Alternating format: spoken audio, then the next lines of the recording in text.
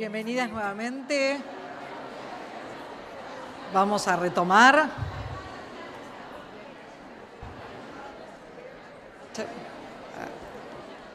A ver si se van acomodando otra vez.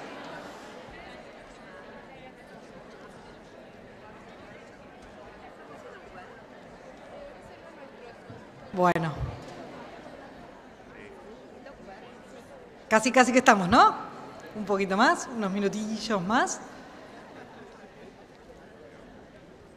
Bueno, muy bienvenidas nuevamente. Vamos a retomar las discusiones de esta cumbre del W20. Les recuerdo que en la entrada están los dispositivos para la traducción simultánea. La mayoría de los paneles, como habrán visto, son en inglés, hasta ahora todos, y esto promete continuar así. Así que aquellos que lo necesiten, por favor, háganse de algún aparatito. Welcome everybody again. For those who may need it, at the entrance of the auditorium, you can find the translation devices. Bueno, nos metemos ahora con la agenda y vamos a empezar a hablar de inclusión digital. Vivimos en un mundo atravesado por la tecnología. Todos los aspectos de nuestras vidas están hoy cruzados por la tecnología. Y es verdad que presenta enormes ventajas en la lucha de la equidad para las mujeres, pero también algunos desafíos claves de los que nos vamos a enterar hoy y a los que les debemos prestar mucha atención cuando hablamos de inclusión y cuando hablamos de seguridad. En esta cumbre lo que se busca es entender que la idea es que la tecnología se convierta en un activo para las mujeres y no en una herramienta que probablemente profundice las diferencias. Con esta idea en mente, vamos a invitar al escenario a Sonia Jorge. Ella es directora ejecutiva y líder del área de inclusión. Uy, caramba.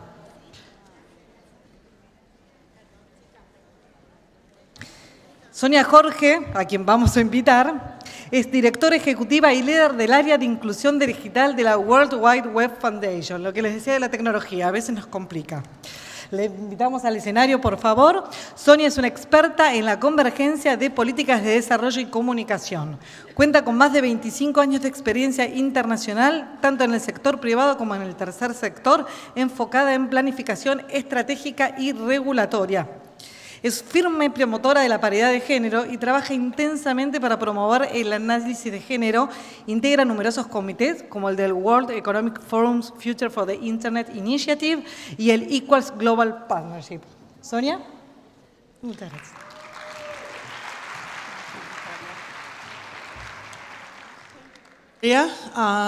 Thank you all. Good afternoon. It's really a pleasure to be here. Boas tardes, buenas tardes. I will speak in English because I guess, it's easier for the many people here. But anyway, so I'm really happy to be here with you today starting the digital inclusion panel for this afternoon. And I'm very happy for a few reasons. One, because I'm going to try to make you think a little bit differently about digital development today.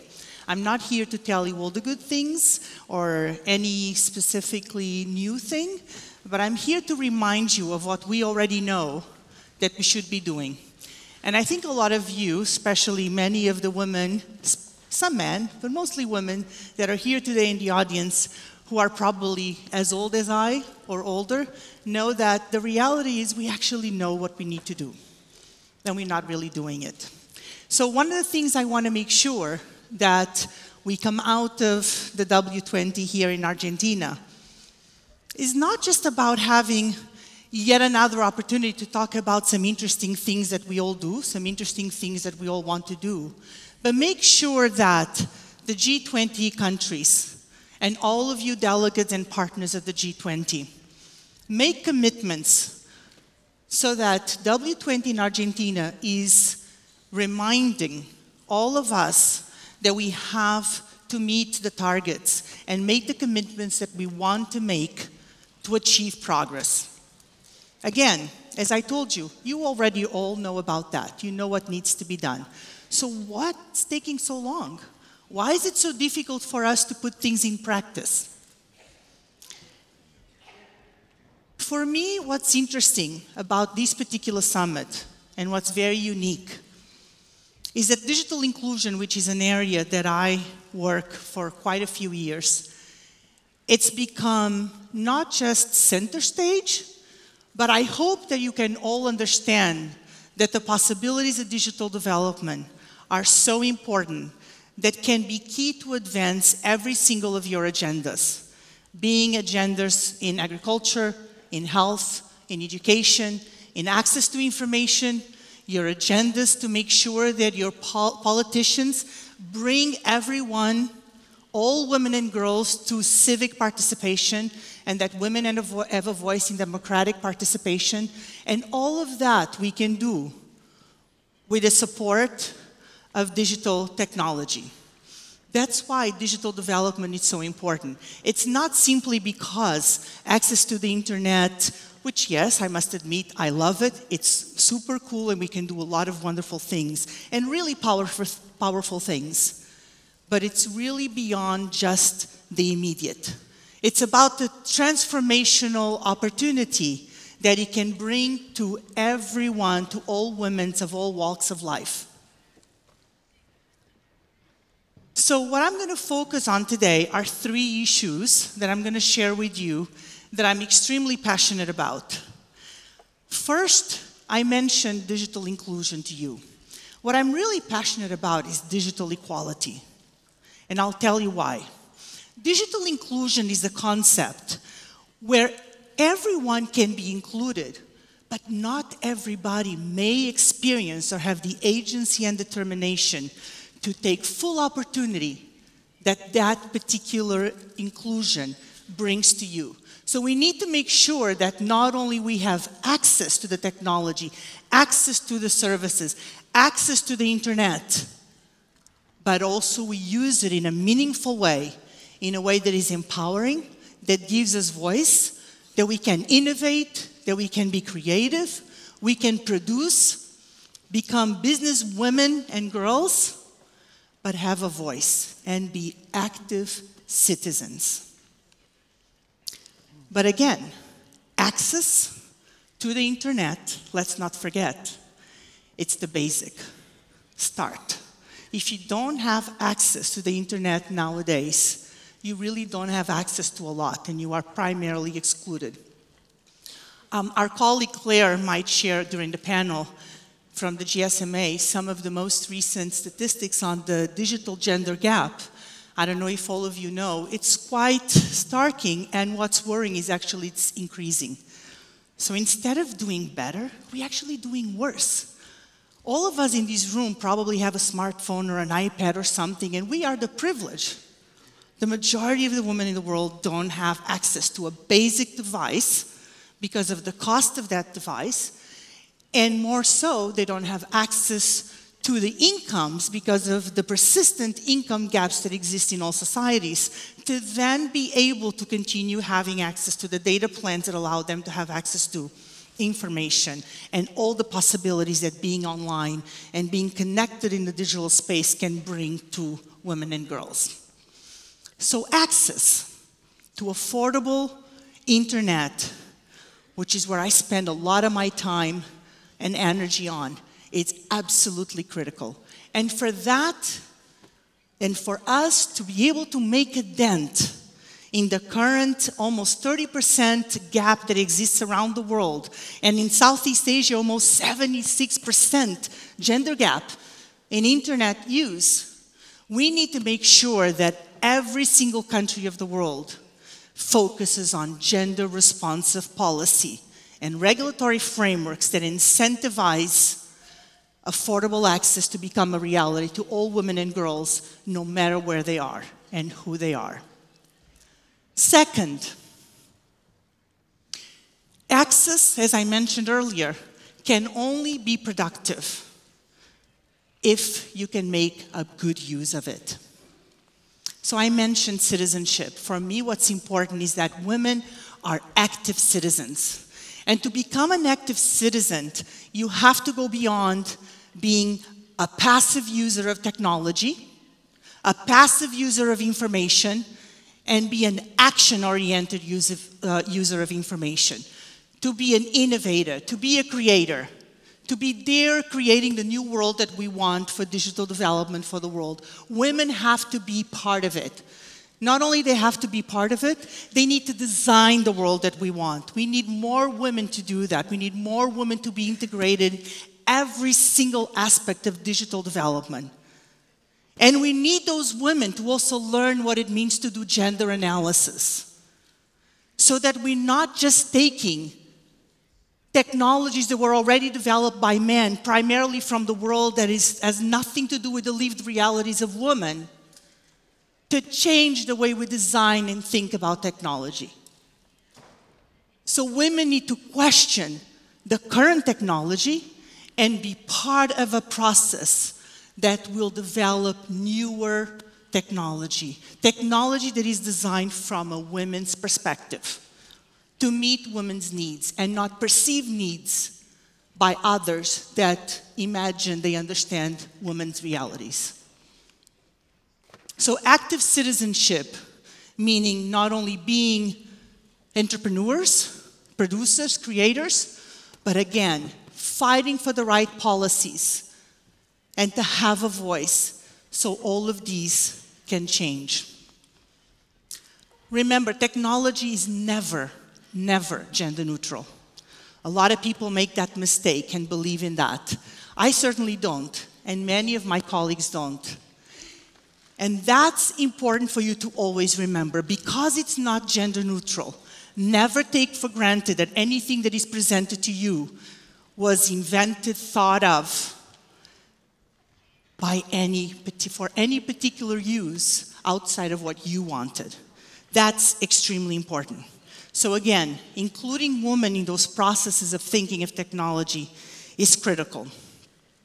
One thing that I wanted to call your attention, because it's been a major concern for myself and many of our colleagues in the digital development space, is that active citizenship, as I mentioned earlier, means that women also understand and become empowered and equipped to use technology in the right way. And to use technology in the right way, when we hear about digital skills, which is wonderful, let's invest in digital skills, programs, it's the easy, fast approach to do things. What we always say is that, yes, that's a great thing to do. But let's not forget that digital skills require that women can use technology, but they can also be smart users of technology. Be equipped to understand what it means to come online, because having access on the internet also comes with threats. And we need to make sure that, again, active citizenship requires women to have the skills to use technology in a way that is private, safe, that their personal data is protected, so that they can take full advantage of those opportunities. So, I want to remind you again, as I said at the beginning, maybe I'm not telling you anything new. We just need to remind ourselves of what needs to be done. And I think all of you, most women that I've met in the summit this week, have incredible projects they're already working on. Make sure that every single thing that you do as a government representative, as a policymaker, as a grassroots organizer, as a teacher, as a health worker, as a rural woman who's working in many different aspects, if you're working on labor rights, that gender perspective, just as in technology for us, that gender perspective is core and center stage of everything that you do. If you don't have that, we're really not going to go that far. And that's sad, because with all this energy in this room, it would be really sad for us to come back a year or go to Japan a year from now and see no progress. Because the reality is, and I'm very sorry to tell you, there's not much progress from last year or 2 years ago or 3 years ago. So not only we need to measure that progress to make sure that we keep everyone, not just governments, but every single of us accountable for our commitments, but we need to make sure that we're designing digital development programs, opportunities, services, what have you, in a way that focuses on achieving the goals and making progress. If we don't do that, we are all kidding ourselves. And certainly, with this energy in this room, I don't think you want to kid ourselves. From the super inspiring speech that we heard earlier from Pilar, which almost put me to tears, I have to tell you, I'm like, I hope that you can get out of here today from this incredible, powerful gathering and from hearing all the fantastic experts and all of you talking to each other with greater inspiration to go back to your countries, to your work, to your lives as mothers, creators, innovators, policymakers, and say, enough is enough, as Pilar said, basta. Let's change the world. What's keeping us from it? So I want to be part of it, and I hope you can also join me and my colleagues and our partners and our entire community who works around the world to make that happen. Thank you so much for listening.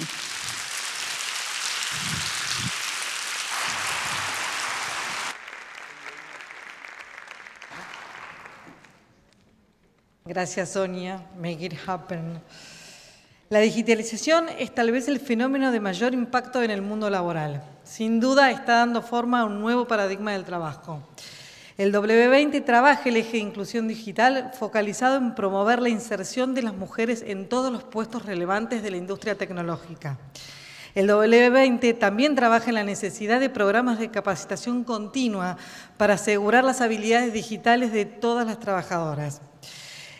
Con esta perspectiva vamos a sumar a Claire Sibthorpe, directora de Mujeres Conectadas y Sociedad Conectada de GSMA, quien presentará al próximo panel. Claire ha estado trabajando durante los últimos 20 años con organizaciones internacionales, públicas y privadas, en políticas sociales con foco en las tecnologías de la información. Ha desarrollado e implementado programas en Asia, África y el Reino Unido, incluyendo en su desempeño como consultora senior en Atos KPMG y IDRC. Le damos la bienvenida a Claire, por favor.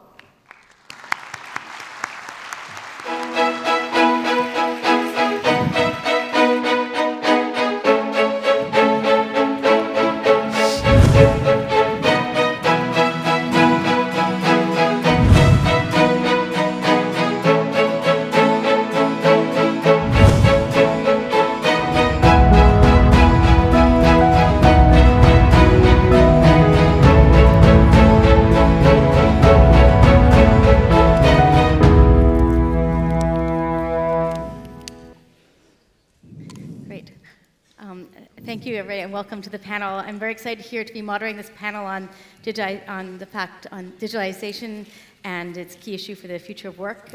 We know it will have an impact on women's employability and development, and so delighted to have such an amazing panel. Let me start by introducing them. So first of all, we have Susana Ayarza, is a marketing director for Google Brazil and global director for Primer, Google's digital marketing and business learning app. She has more than 20 years of solid marketing experience and has led important diversity and inclusion initiatives. She's an active member of Google's Women's Committee in Brazil and is a mentor and facilitator for many development programs for female Googlers. Welcome. Thank you. Then we have Ana Cristina Riaz, is Article 19 Mexico and Central America's regional director since May 2006, and is a columnist of Simbargo.mx. She has worked in the Right to Information Office of Mexico's National Commission for Human Rights, and has a vast experience collaborating in various human rights organizations, both in Mexico and Brazil. Welcome. Thank you. We have also, to her right, we have Maria Grazia Squizzarini, is a senior economist, head of unit within OECD's Directorate for Science, Technology, and Innovation. She specializes in statistical, empirical, and policy analysis related to economic growth and productivity, intellectual property rights, global value chains, jobs and skills, the digital transformation, and gender. She's the leading author of OECD's report, which supported the G20 presidency to bolster the evidence base and draw attention to critical areas for policy action for equitable participation of women in the digital economy. Welcome. And finally, we have Nneka Henry, who is an advisor to the Executive Director of the International Trade Center since 2013. In that capacity, with over 10 years' experience in trade and development, she provides substantive support in managing the priorities, agenda, and workflow of the Executive Director's Office, particularly as it relates to women's economic empowerment, donor relations, and institutional cooperation. Welcome. So, it's lovely to have all of you here discussing this important issue. I'm going to kick off with you, Susanna. So we know that women make up half of the world's working age population, but generate only 37% of GDP. How do you think we can increase the economic participation of women around the world using technology? How can we address this? So thank you. I'm very excited to be here. Actually, the no-hill panel, but still powerful. So I'm from Chile, and Chile is a very sexist country. I lived for several years in El Salvador, Central America, and I have been living for the last 11 years in Brazil. And these countries are very sexist in general. But even though that, I think this is changing. I'm not optimist. So thinking about technology, I do believe that this is a major force and has a very positive impact on economies by, for example, giving access to learning, to knowledge, by lowering down the barriers for small businesses to start their own new projects. And, but the bad thing, and what it is really a shame, is that not everyone has access to these kind of tools. And we know that women are really underrepresented when we think about online, when we think about internet. So this is something that obviously we need to change. We do believe that if we help women to have the very best of technology, we are not only impacting women, but we are also impacting their families, their communities, and the society at scale. So, for example, in countries like India, India is a huge market, it's a huge country. They have the second largest population online. But when we think about women, they only have 30% of women with internet access. And if we think about the rural areas, this number drops to 12%. So it's very, very low. So we, as in Google, we obviously saw the opportunity to really help to move the needle there. And we launched a digital literacy program, a global program called Women Will. And we are training internet satis or partners, so these women are training other women to get them online. And online to do what? To basically understand about better farming techniques, to understand about the government bureaucracy, and also, for example, to take just a selfie. So this is a program that I'm very proud of. I have examples from an internet sati called Lakshmi. She was able to stop a child marriage because she knew about the law. She demonstrated to the family that was illegal because of the information in her phone. So, and this is a program that is impacting several women in India. Actually, until now, since 2015, 13 million women have been impacted by this program.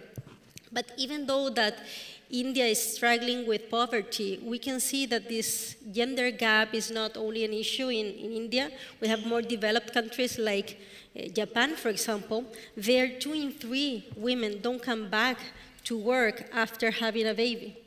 So there we are helping the companies, and we are helping women there so they can have more flexible policies, more flexible work processes, so women can easily come back after having their babies and maybe working from home and still being productive, okay?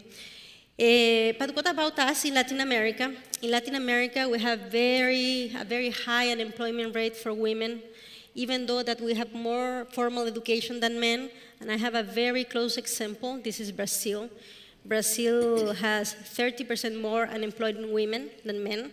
So this is obviously a huge challenge for us. So there, we launched Women Will.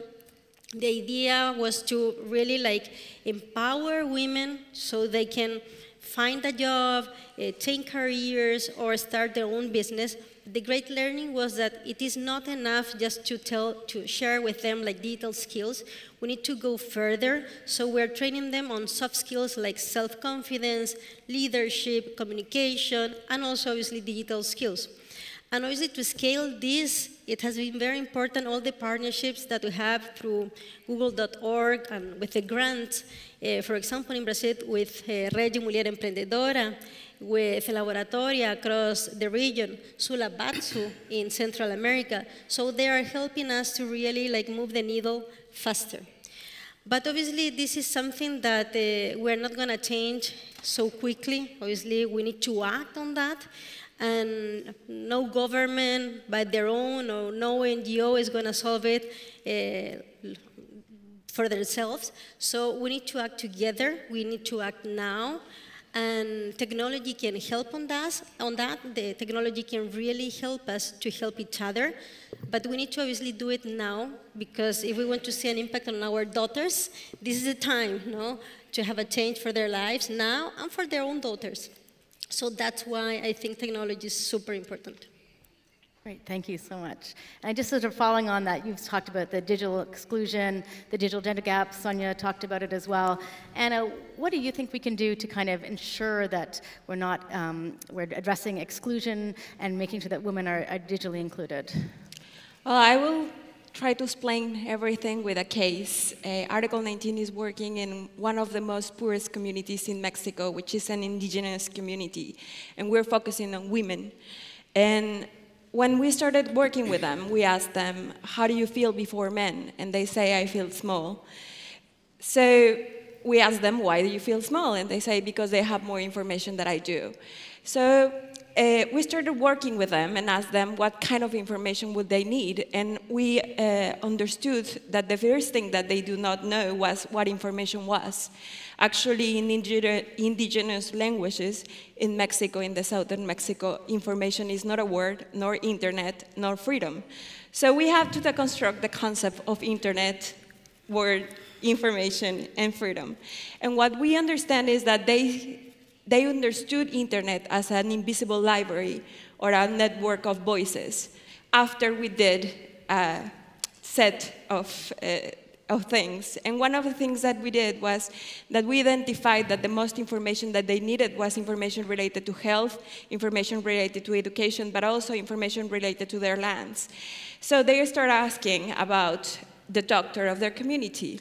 They wanted to know why the doctor did not come to the community, why the medicines would not come to the community. And they asked through the internet and through the access to information law, what was the budget for that medical center in that community. So they found out that the doctor was assigned there and supposed to earn around $1,000 per month, and that he was also receiving money for the medications that they were not receiving.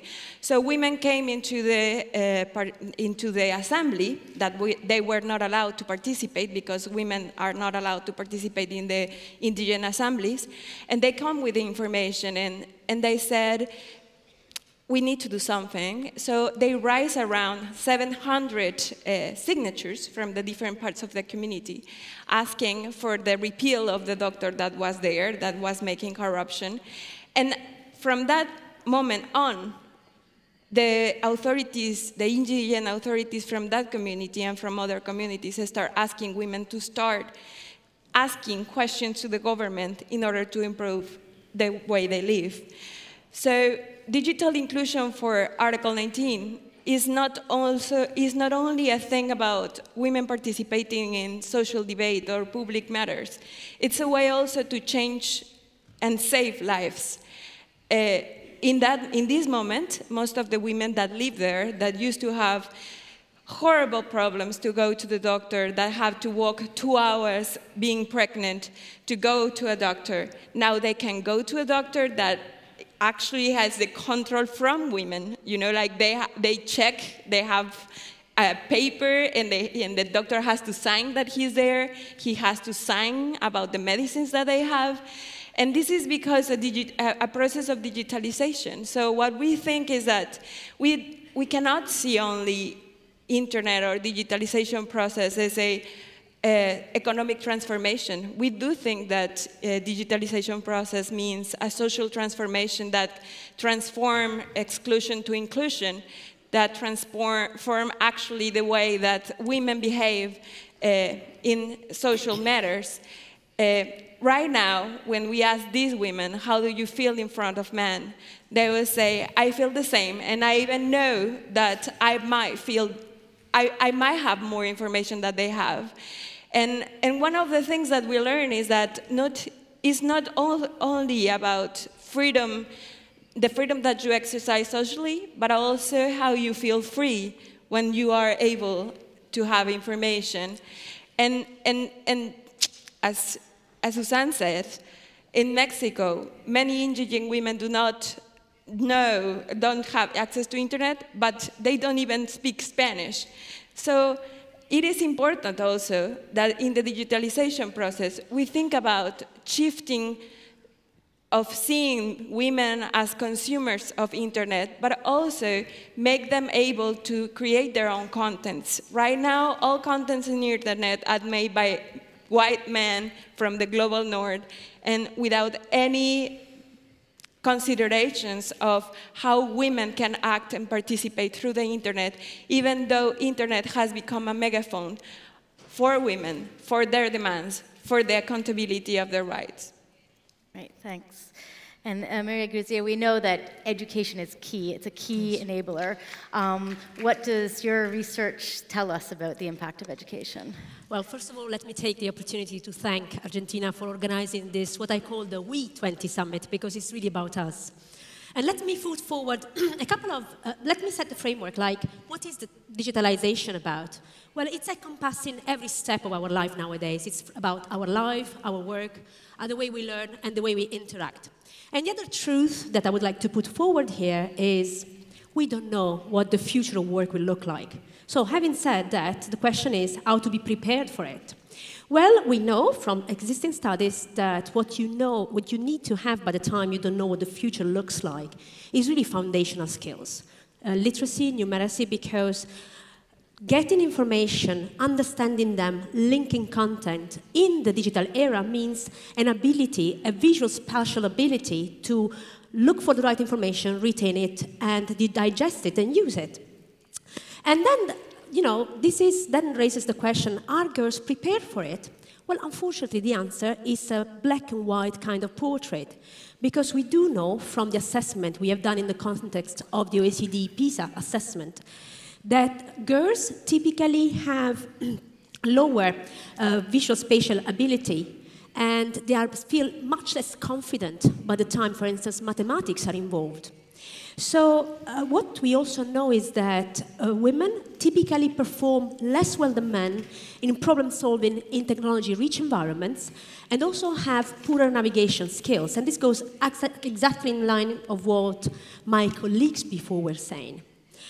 What we also know, though, and that's why I said, it's a black and white picture, is that in the era of the internet, where everything is getting more interactive and more collaborative, well, then girls perform better than boys in terms of collaborative problem solving. However, by the time you put a girl, in front of solving a problem on her own, she feels a bit more lost than a boy would do. So we really have to, through education, try to supply girls and women with the skills needed for the digital transformation. Then the question becomes, is because they do different studies? Well, to some extent, the answer is yes. That is, 3/4 of the people that study tertiary education in education itself are women. But by the time we look at people getting a degree in engineering or ICT, we are talking about a mere 1/4 of the graduates. Now, statistics vary by the time we look at secondary education, tertiary education, but the truth of the matter is that the expectation that people have about girls do matter for what they do in their careers. So we do have evidence that, for instance, by the time we look at boys and girls aged 15, 10 times as many boys expect to have a career in ICT as compared to girls. And girls think of themselves in terms of nurses, typically. So they are 3 times as likely to try and do studies in health studies rather than in other fields. Another big thing that I think we need to address is self-confidence. Girls typically panic in front of mathematical problem. And this is regardless of actual performance. So two people performing exactly the same way, well or bad, typically see girls fearing it much more. And parents have expectations about their kids, and they expect 2 to 3 times more to have their boys go into STEM careers rather than their girls. And finally, and I think this is something to think about, we know for sometimes girls have been much more proficient, for instance, in literacy, which means that when in school, when advised about a career, teachers typically tell girls that they could go and they should go towards literacy-related study because that's what they excel at. But then what they don't take into account is consideration about prospect career developments. So I think the picture is really black and white, and we need to act on several issues and several domains. It's very interesting, thank you. Nick, I'm going to come to you now. We've heard a lot about the sort of inequalities and what do you think are the main actions, if you were to do a call to action, the main actions that we need to take to address this issue? Absolutely. Thank you for the question. Just to build on what Maria Grazia was saying, there's a lot of statistics, and it's about the internet user gap, which exists as well. It's actually growing, it's increasing. We have now a gap of 12% in developed countries, and if you look in developing countries, it's as high as 33%. So this is quite, it's discouraging that this gap is actually growing instead of decreasing. And just building on what the panel has already said in terms of the gaps, I think in this regard, some of the key actions that we can be looking at is first of all linked to the skills building and education. I think we should be challenging ourselves, government, civil society, private sector, to promote and provide more STEM programs specifically targeting women.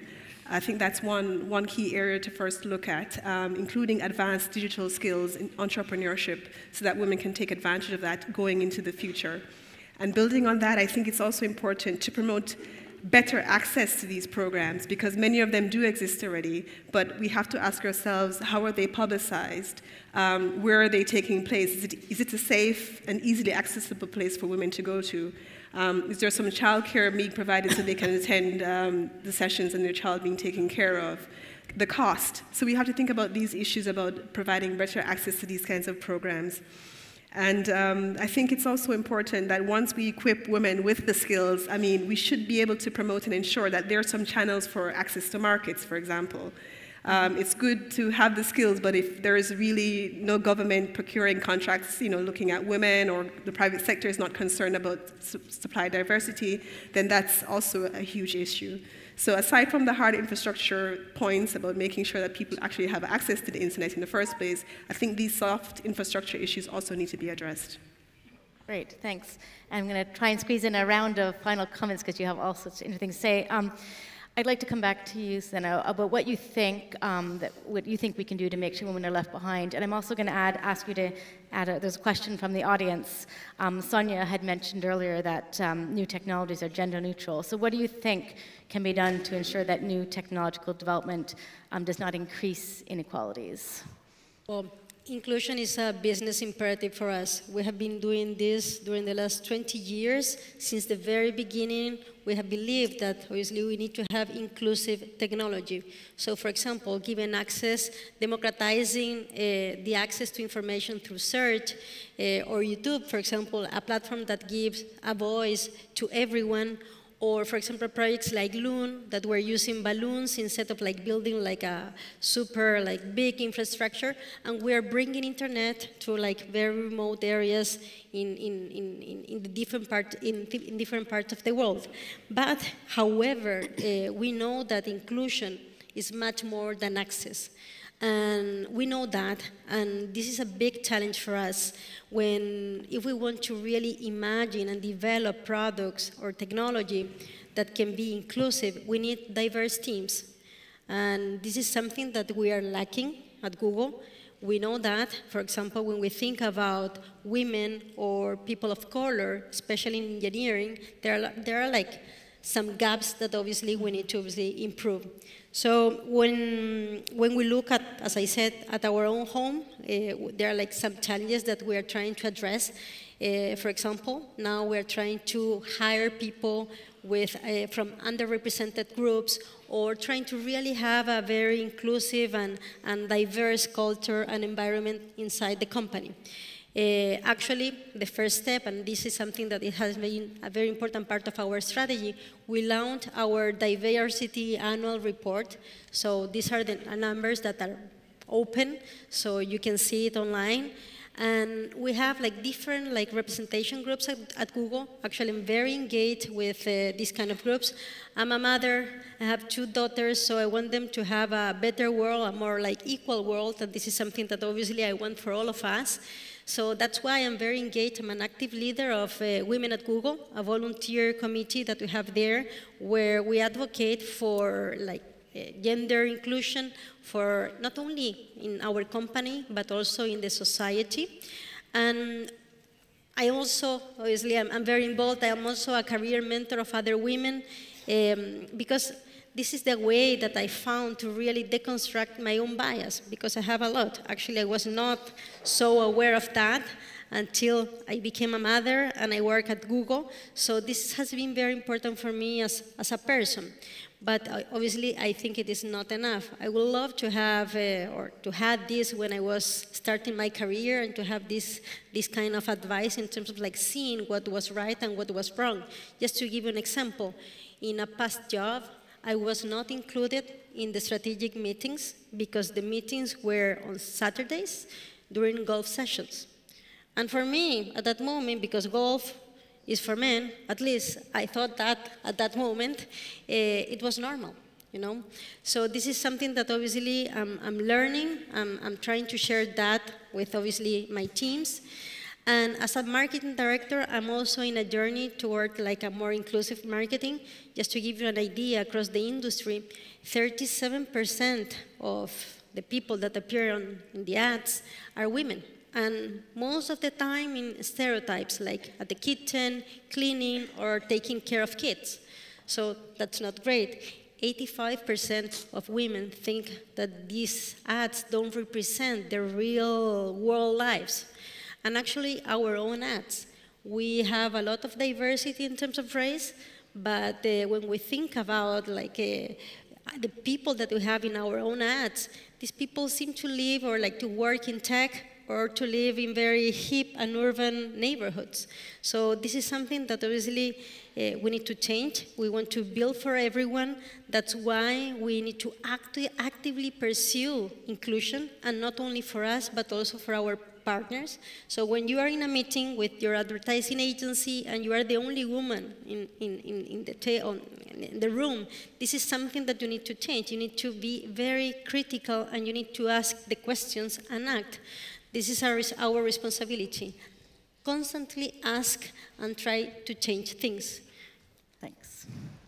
Thanks. And unfortunately, we are going to ask each of you to keep your comments relatively short because we're running out of time. But you talked a lot about diversity, and so I want to move to you, Anna. You work with a lot of journalists and communicators. How do we ensure that there's diversity in women in that space? Because that's a key component also of some of this diversity. Well, the first thing I will say is that the internet is a threat for those that want to maintain the things as they are. And women have to have the chance to break this glass ceiling with the internet. You don't have to become an opinion leader with men in the head of a newspaper now. You can be an opinion leader through the internet. So that means that women, journalists, have become a target for all those that establishment. And they are subject to threats. They want them to send them back to their houses. And most of the women, or most of the threats that journalist women face, are related to a thinking that is that they should not be talking about what is manly or is supposed to be manly. So in this scenario, what I would think is that it is important to understand that the openness, the anonymity, and the possibility of encryptation gives the opportunity to women to maintain themselves there. We have seen in Mexico as a the most dangerous place to exercise journalists, that women are targeted constantly, but not only to them, they are targeting their families. And this creates zones of silence, and we should not permit that. Yeah, very important. As you can see, I just want to come back to you because you spoke a lot about education. We have questions, a lot of questions on education, and I'm sure you'll take them at the break. But I'd like to ask you also about not just education, but the role of women in innovation and in this space, in this digital sector. What are your views? Well, unfortunately, the bad news is that the role is marginal. If I have to synthesize what is the result of the analysis, it's both by the time we look at technological innovation, as for instance, can be proxied by patent applications, or we look at software, the role of women is really marginal. So, for instance, the latest figures we have is that, well, although there is some hope because over the last years, compared to 20 years ago, the proportion of women that are involved in innovative activity has grown, although it's grown from 5.6% to 8.4%. So we're really talking about very little numbers. And what I think is very scary is the fact that by the time we look at how the groups of inventors are organized, we see that, for instance, about 80% is men-only inventors. You have 4% that is women-only inventors. And then you have, a group that is about 16% that is in the middle, so there are mixed groups. And unfortunately, figures are as bad, or perhaps even worse, and I'm smiling because it really hurts to see them, that when it comes to software, for instance, we did analysis on open source software, because of course proprietary software is much more difficult to get data about.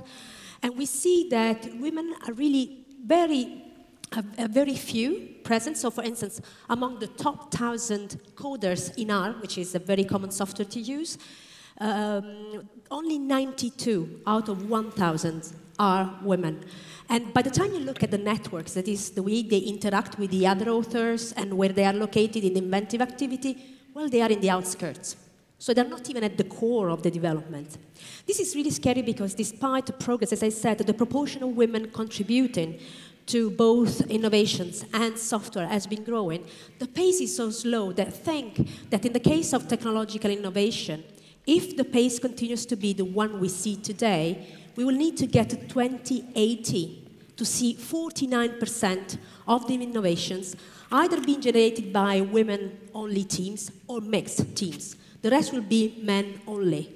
And we're talking about more than 60 years from now. So I think we really need to act, because the problem of not being involved in innovation is twofold. On the one hand, women are missing on current opportunities, but they are not even shaping the future. And we know how important software, algorithms, data are and will be more and more for artificial intelligence, machine learning.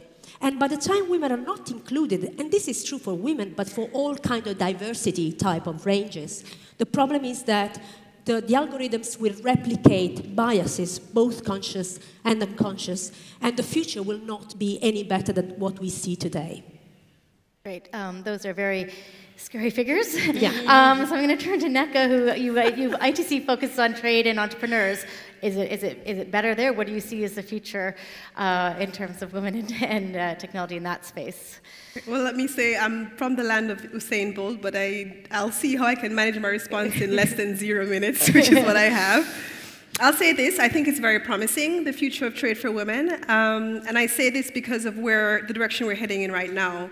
In terms of women who are trading in business now, they're exporting, we find that there's 1 in 5 businesses that are women-owned who are operating traditionally offline, but then that number doubles when we look online, and we're finding 3 to 4 out of 5 women are actually owning businesses trading online. So I think that's a promising trend, and I think in the future we can be expecting that technology will help women to be exporting and trading regionally and internationally, bypassing some cultural and social norms in a much easier way, especially since the identity, the gender is kind of hidden when you're trading online.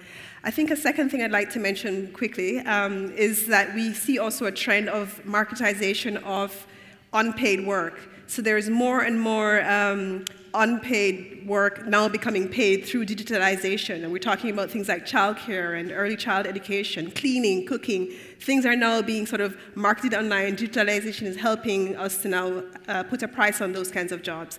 So I'll end there and say that for us, I think it's a promising future for women. Well, I'm glad that we've ended on a slightly positive note. And I'd like to thank the panelists so much for your contribution. It's been a really rich and a deep discussion. I know there was a lot of questions we didn't have to answer, but they'll be around, I'm sure, if you want to grab them. So thank you so much.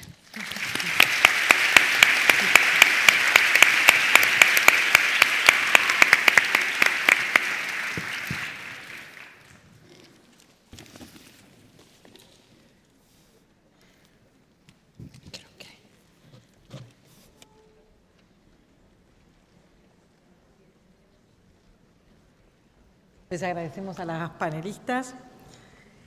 El siguiente eje que vamos a discutir ahora es inclusión financiera. Vamos a hablar de finanzas, un área ríspida para las mujeres, en realidad como los temas que venimos tratando. La inclusión de las mujeres en el mundo financiero también representa un sinfín de desafíos y líneas de acción, desde la educación financiera hasta el acceso al financiamiento. Todas líneas destinadas a que los factores de desigualdad no se repliquen y, por el contrario, se conviertan en vectores de desarrollo para las mujeres. Por eso, con ese espíritu, vamos a invitar ahora a Joan Melé. Él es presidente de la Fundación Dinero y Conciencia de Chile, quien va a compartir con nosotros unas palabras inspiradoras. Voy a cometer una infidencia. Detrás del escenario, Joan me preguntó si era el primer hombre expositor, y sí, así es el primer hombre, no va a ser el único, pero sin duda es un desafío de estas cumbres donde tratamos políticas y cuestiones de género, incorporar más hombres, no solo sobre el escenario, sino dentro del auditorio, porque son sin duda una parte muy importante del cambio. Invitamos entonces a Joan, quien con más de 40 años de experiencia en el sector bancario, es un líder global en banca ética. Actualmente presidente de la Fundación Dinero y Conciencia, ha sido director ejecutivo adjunto del Trío 2 Bank de España y ha escrito los libros Dinero y Conciencia, La economía explicada a los jóvenes y Lo que nos queda por vivir.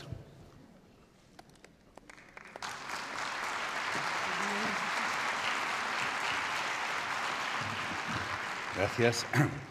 Buenas tardes. Me siento un poco abrumado porque realmente pues, no soy mujer, pero me hicieron pasar una prueba de sensibilidad femenina, la pasé y luego me invitaron. Por eso estoy aquí. Y no voy a hablar de inclusión financiera, sí, voy a hablar de transformación financiera, porque si no hay una transformación radical jamás habrá inclusión. Tengo que decir que todo el modelo financiero y económico actual en el que se basa el mundo está basado en una gran mentira. Dudaba cuando iba a dar la charla si diría mentira o error, pero un error que se repite durante siglos ya no es un error, es una mentira. Y se fundamenta en lo que seguramente él ni se lo imaginó, que llaman el padre de la economía moderna, Adam Smith, un hombre que era profesor de ética en la Universidad de Glasgow y que basó todo el modelo económico en el egoísmo. Él decía, en alguno de sus famosos libros, decía, bueno, yo en realidad si puedo cenar cada día tranquilamente en mi casa es porque la gente es egoísta. El panadero es egoísta y como que es egoísta y quiere ganar dinero, me servirá un buen pan para que yo pueda comer un buen pan en mi cena. Y el carnicero me servirá una buena carne, pero no por amor y porque yo esté bien, sino por egoísmo, por ganar dinero. Y el cervecero me servirá una buena cerveza. Es decir, el egoísmo es la clave del mundo y cuando todos somos egoístas y buscamos nuestro propio beneficio es cuando el mundo funciona bien. Este modelo, 3 siglos después, sigue funcionando. Lo que olvidó Adam Smith es que él podía cenar cada noche tranquilamente, no por el egoísmo del carnicero, el panadero, sino porque su madre toda la vida le hizo la cena, la comida, le limpió la ropa. Esta es la realidad. Si su madre hubiera seguido el modelo del egoísmo, él tendría que haber hecho otras cosas. Y esto es común en la economía mundial. La economía mundial oficial es egoísta, hecha por hombres, y hoy por desgracia, y ahora hablaré de esto, por mujeres que han asumido el rol masculino, con lo cual no cambia nada, pero esto se sostiene porque la otra mitad de la población mundial cuida por amor a las familias o por obligación. Un amor a veces obligado porque no hay otra opción. Y esto sigue funcionando. Y cuando se habla de inclusión en las mujeres, en las empresas y tal, por desgracia muchas veces esta inclusión va condicionada a asumir el rol que existe en la economía. Y hoy debemos cambiar la economía mundial. Sigue basándose en el egoísmo. Me invitan a universidades y escuelas de negocios a dar conferencias Bueno, me invitan y a veces después de la conferencia no me invitan más, porque se siguen utilizando manuales de economía basados en las teorías de Adam Smith, que cada uno tiene que buscar el máximo beneficio, maximización de beneficios, crecimiento, globalización, crecimiento, beneficios, y no funciona. En el último Foro Económico Mundial se mostró que en este momento el 1% de la población mundial acumula más riqueza que el 99% restante. Y esto no es normal, no tiene sentido, no es tolerable. O sea, que va más allá de inclusión de las mujeres. Es que es un modelo que mientras aguantemos esto y lo permitamos, esto no va a cambiar. Y las mujeres tenéis un papel importantísimo para cambiar esto. Y no solo fue Adam Smith. Toda la escuela económica de Chicago, que ha destrozado Latinoamérica, Milton Friedman a la cabeza, que decían que, claro, es normal que las mujeres cobren menos porque, claro, llegan a casa y se ponen a hacer la cena y cuidar de los niños, luego van cansadas y no rinden tanto, por tanto no se les puede pagar lo mismo. Palabras literales, y le dan el Premio Nobel de Economía a una persona, Milton Friedman, igual alguno de aquí le adora, lo siento, yo no, que dijo que la mejor responsabilidad social es ganar mucho dinero y lo demás no te preocupes. Yo a esto le llamo discapacidad moral. Es decir, una persona que dice esto tiene una discapacidad, no se da cuenta que esto es una inmoralidad. Y muchas mujeres que están luchando por los derechos de las mujeres, por ejemplo, mi compatriota conciudadana esta mañana, Pilar Rahola, una mujer luchadora, pero muchas veces las madres, impregnadas del miedo en el que se sustenta la economía, cuando sus hijos son pequeños, ya les dicen, tienes que estudiar mucho para sacar muy buenas notas y el día de mañana que tengas una buena carrera universitaria para ganarte la vida. Y ahí empieza el problema. Este modelo que tienes que estudiar para tener una carrera universitaria o dos o algún máster, a ser posible una universidad norteamericana, ¿verdad? Porque esto siempre parece muy importante, un máster en Stanford, en MIT o en Harvard. ¿Ya? Que yo siempre digo, cuidado con Harvard. En Harvard se hacen muchas barbaridades, ¿verdad? Pero, sí, pero es el modelo que todo el mundo querría que su hijo tuviera esto y que tuviera éxito. Nadie me ha dicho jamás, quiero que mi hijo sea una buena persona. Incluso la palabra bondad está desprestigiada. Muchas veces decimos, es bueno, pobre. ¿Por qué pobre? No, pero es así. O sea, hemos puesto, pero también las mujeres. Pues decía, tenemos que cambiar el modelo económico. En el mundo hoy sobra inteligencia. El otro día me escribió una persona que está presentando su 7ª tesis doctoral. Estoy impresionado. Pero sobra gente inteligente. La gente inteligente no está solventando los problemas del mundo. Y necesitamos gente buena. Y bueno significa tener coraje, comprometerse con los problemas del mundo y decir, todas mis capacidades las voy a poner al servicio de la sociedad. Que gracias a mí el mundo pueda cambiar. Esta es la nueva economía, basada en una visión global, no la visión masculina que sigue existiendo, que es muy intelectual, muy aguda, muy penetrante, pero tienes a alguien al lado que está sufriendo y no te enteras. Y las mujeres históricamente habéis tenido por lo que sea, pero habéis tenido la percepción, ahora dicen el lado derecho del cerebro, pues no sé si es un lado del cerebro, es darte cuenta del entorno, darte cuenta que si alguien está sufriendo, tú no podrás estar bien. Ahí tiene que estar la lucha, no solo de inclusión financiera, también, sino de transformación financiera y económica. No podemos permitir este modelo. Y tengo que contar en el poco tiempo que tengo que esto es posible, no estoy hablando de una utopía. Nosotros lo hicimos con un banco, imagínense. Estamos desarrollando la banca ética, que cuando lo pronunciaba al principio, el año 2000 hubo el primer Congreso Mundial de Banca Ética en Barcelona y me dediqué a dar conferencias de banca ética y la gente, en el mejor de los casos, se sonreía. ¿Banca ética? Se rían. Pero ¿esto no es un oxímoron? Que tuve que buscar en el diccionario qué significaba oxímoron, porque no lo sabía, un poco ignorante. ¿No es una contradicción? Y todavía ahora hay gente que dice, pero ¿un banco puede ser ético? Digo, perdona, vaya pregunta me estás haciendo. Cambio la pregunta y os pregunto, ¿es posible que no sean éticos y lo estéis permitiendo? ¿Es posible que no lo sean y estéis llevando vuestro dinero? Os tengo que decir que tengo más de 40 años de experiencia en banca. Jamás nadie, ni mujeres, que sois más sensibles, me ha preguntado, Joan, si te traigo mi dinero, ¿qué haréis con él? Pregunta fundamental, que nadie hace, que permitimos, que llevamos el dinero a los bancos y permitimos que tengan el control y el poder. Hay gente que dice, es que los bancos tienen el poder del mundo, el nuestro. Lo hemos cedido gratuitamente y hemos olvidado que los bancos no tienen dinero, gestionan nuestro dinero, es nuestro. Tenemos el derecho y tenemos la responsabilidad de saber qué van a hacer con él, porque igual tenéis el dinero en un banco y está haciendo justo lo contrario de lo que hoy estáis defendiendo aquí, y ni lo sabéis. Estáis luchando por el derecho de las mujeres, la inclusión financiera, el final de la explotación, el cambio climático, pero nuestro dinero, mientras no lo usamos, está sirviendo a lo contrario. Esto se llama esquizofrenia en psicología. Sin mala fe, o sea, bueno, igual hay otra palabra más adecuada, ¿verdad? Pero hay que provocar un poco. Cuando buscáis un colegio para vuestros hijos o hijas, preguntáis, oiga, ¿aquí cómo les educan? Vais preguntando y en función de cómo les van a educar, los dejáis o no. Si alguien os dijera, no, pero usted déjeme a su hijo que yo le haré un regalo, le pagaré un dividendo, pero no le puedo contar lo que haré con su hijo, no lo dejaríais.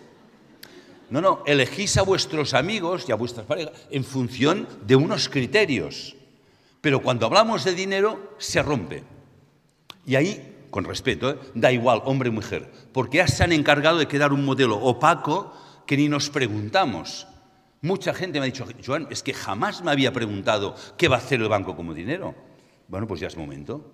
Y si no te gusta lo que están haciendo, tienes la opción de decir, con mi dinero no lo vas a hacer más. Esta es la opción. Y creamos este modelo, el modelo de banca ética nace en los años 60 del siglo pasado, o sea, no es nada nuevo.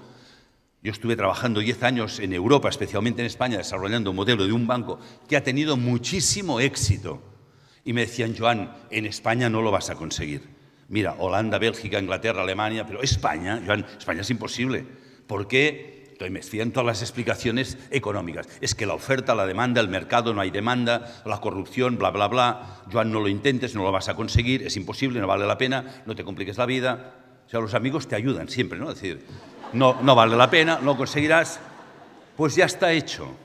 Ya está hecho. Incluso en Harvard lo están estudiando, porque no lo entienden. Me encontré un profesor de la Escuela de Negocios IPADE de México que me decía, claro, pero es que ustedes, estaba preocupado, claro, pero ustedes se están apartando de los manuales de economía. Digo, sí, ya es hora que los vayan cambiando. Están obsoletos. ¿Y qué es un banco ético? Es que ya no haría falta poner la etiqueta. Es que si no lo son, no deberían estar permitidos. Un banco ético es el que te explica cuáles van a ser los criterios a la hora de invertir en negocios. ¿En qué cosas vamos a invertir y por qué? Y en cuáles no y por qué. Primer punto. Segundo, transparencia radical. El dinero es de los clientes, hay que explicar hasta el último céntimo en qué estamos invirtiendo, porque si hay algún error, el cliente lo puede decir. Esto tan sencillo suena raro. Bueno, tan raro y es molesto. Hay gente que dice, claro, es que si hablas de banca ética parece que digas que la otra banca no lo es. Dios me libre. Jamás diría esto, menos en público. ¿Verdad? Simplemente definen los criterios, son transparentes. Hoy sobra dinero en el mundo. Este es el problema de la economía. Sobra dinero y más del 99% del dinero que cada día circula en el mundo es especulación. Detrás no se produce nada. Pero hay miles de proyectos, especialmente en Latinoamérica, hechos por mujeres, por hombres, por jóvenes, proyectos que generarían miles de puestos de trabajo y no encuentran nadie que les quiera financiar. Y no hablo de microfinanzas, porque cuando hablo de banca ética dicen, sí, dar microfinanzas a los pobres, y es que la palabra pobre me molesta.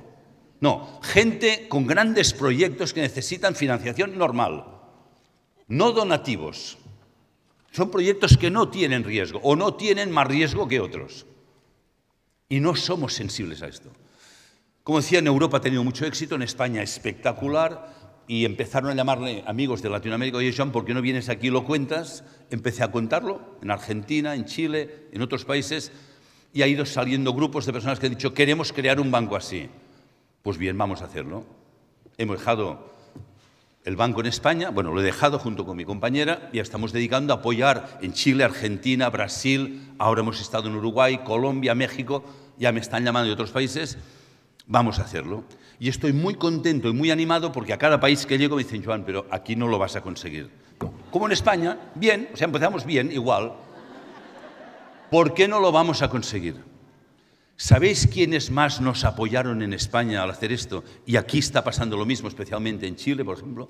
Gente, grandes empresarios, grandes family office con mucho dinero, que llega un momento que se dan cuenta que tienen muchísimo dinero, pero cuando les haces 3 preguntas un poco íntimas, se dan cuenta que su vida no tiene sentido.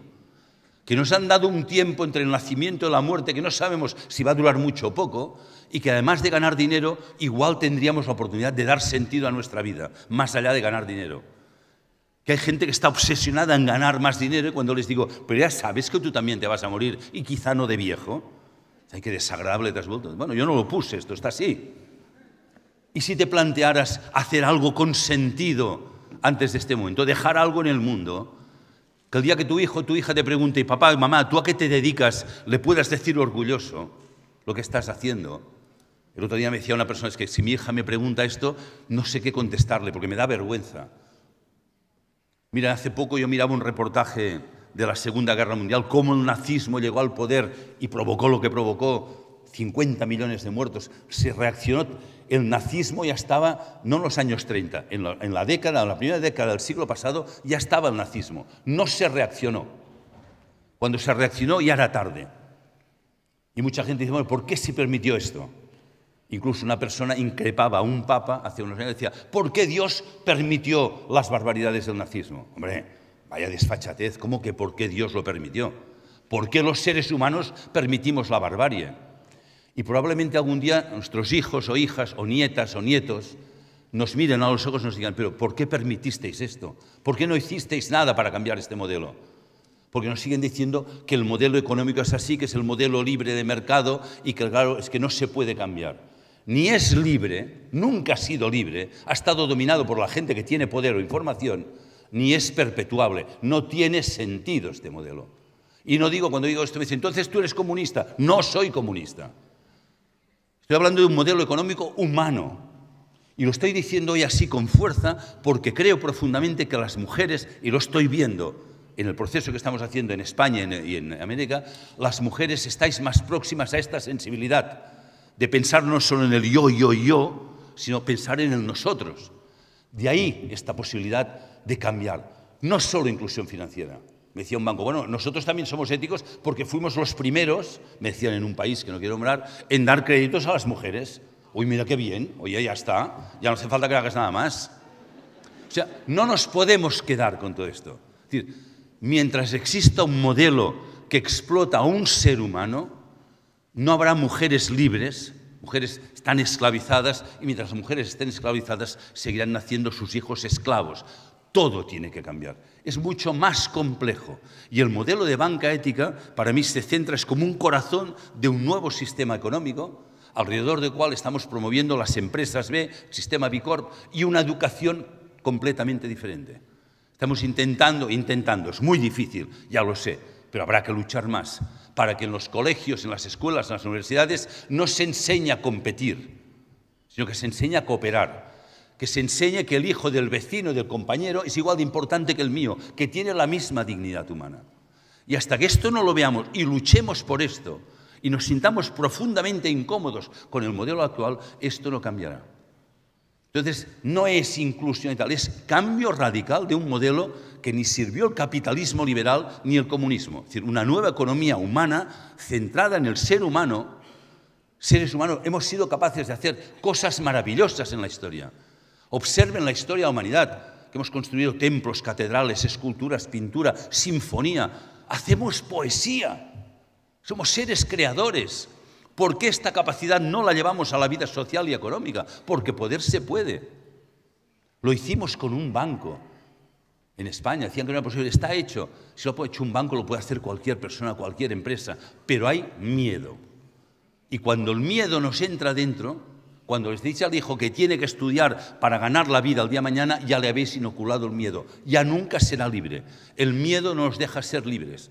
Nos convierte en animales que luchan para sobrevivir. Y esto se enseña en los colegios. La vida es una lucha por la supervivencia. Aquí sobreviven los más fuertes, los que se saben adaptar al mercado. Yo he oído en colegios decirles a los niños, os tenéis que preparar para cuando salgáis a la calle, que seáis adultos, os tenéis que adaptar al mundo. Y a mí cuando me invitan a dar charlas digo, no os adaptéis a este mundo. Esta sociedad está enferma.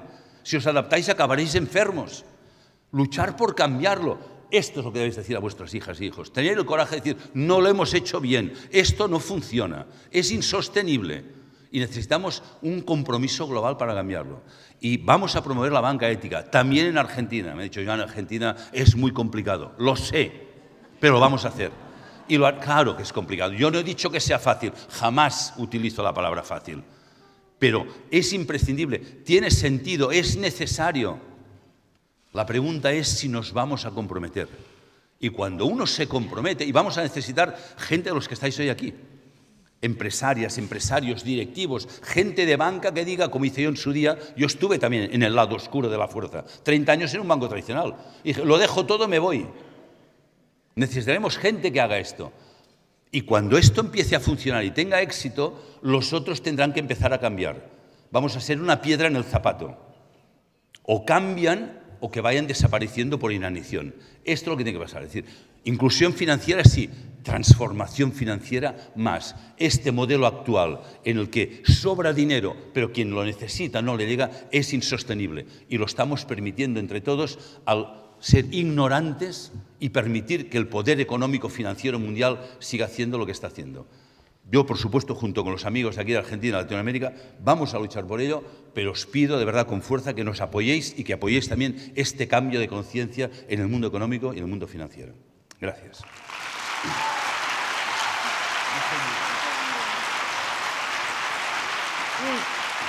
Mirá cuántos aplausos, Joan. Bueno, avisé que iban a ser palabras inspiradoras. Vamos a por la banca ética.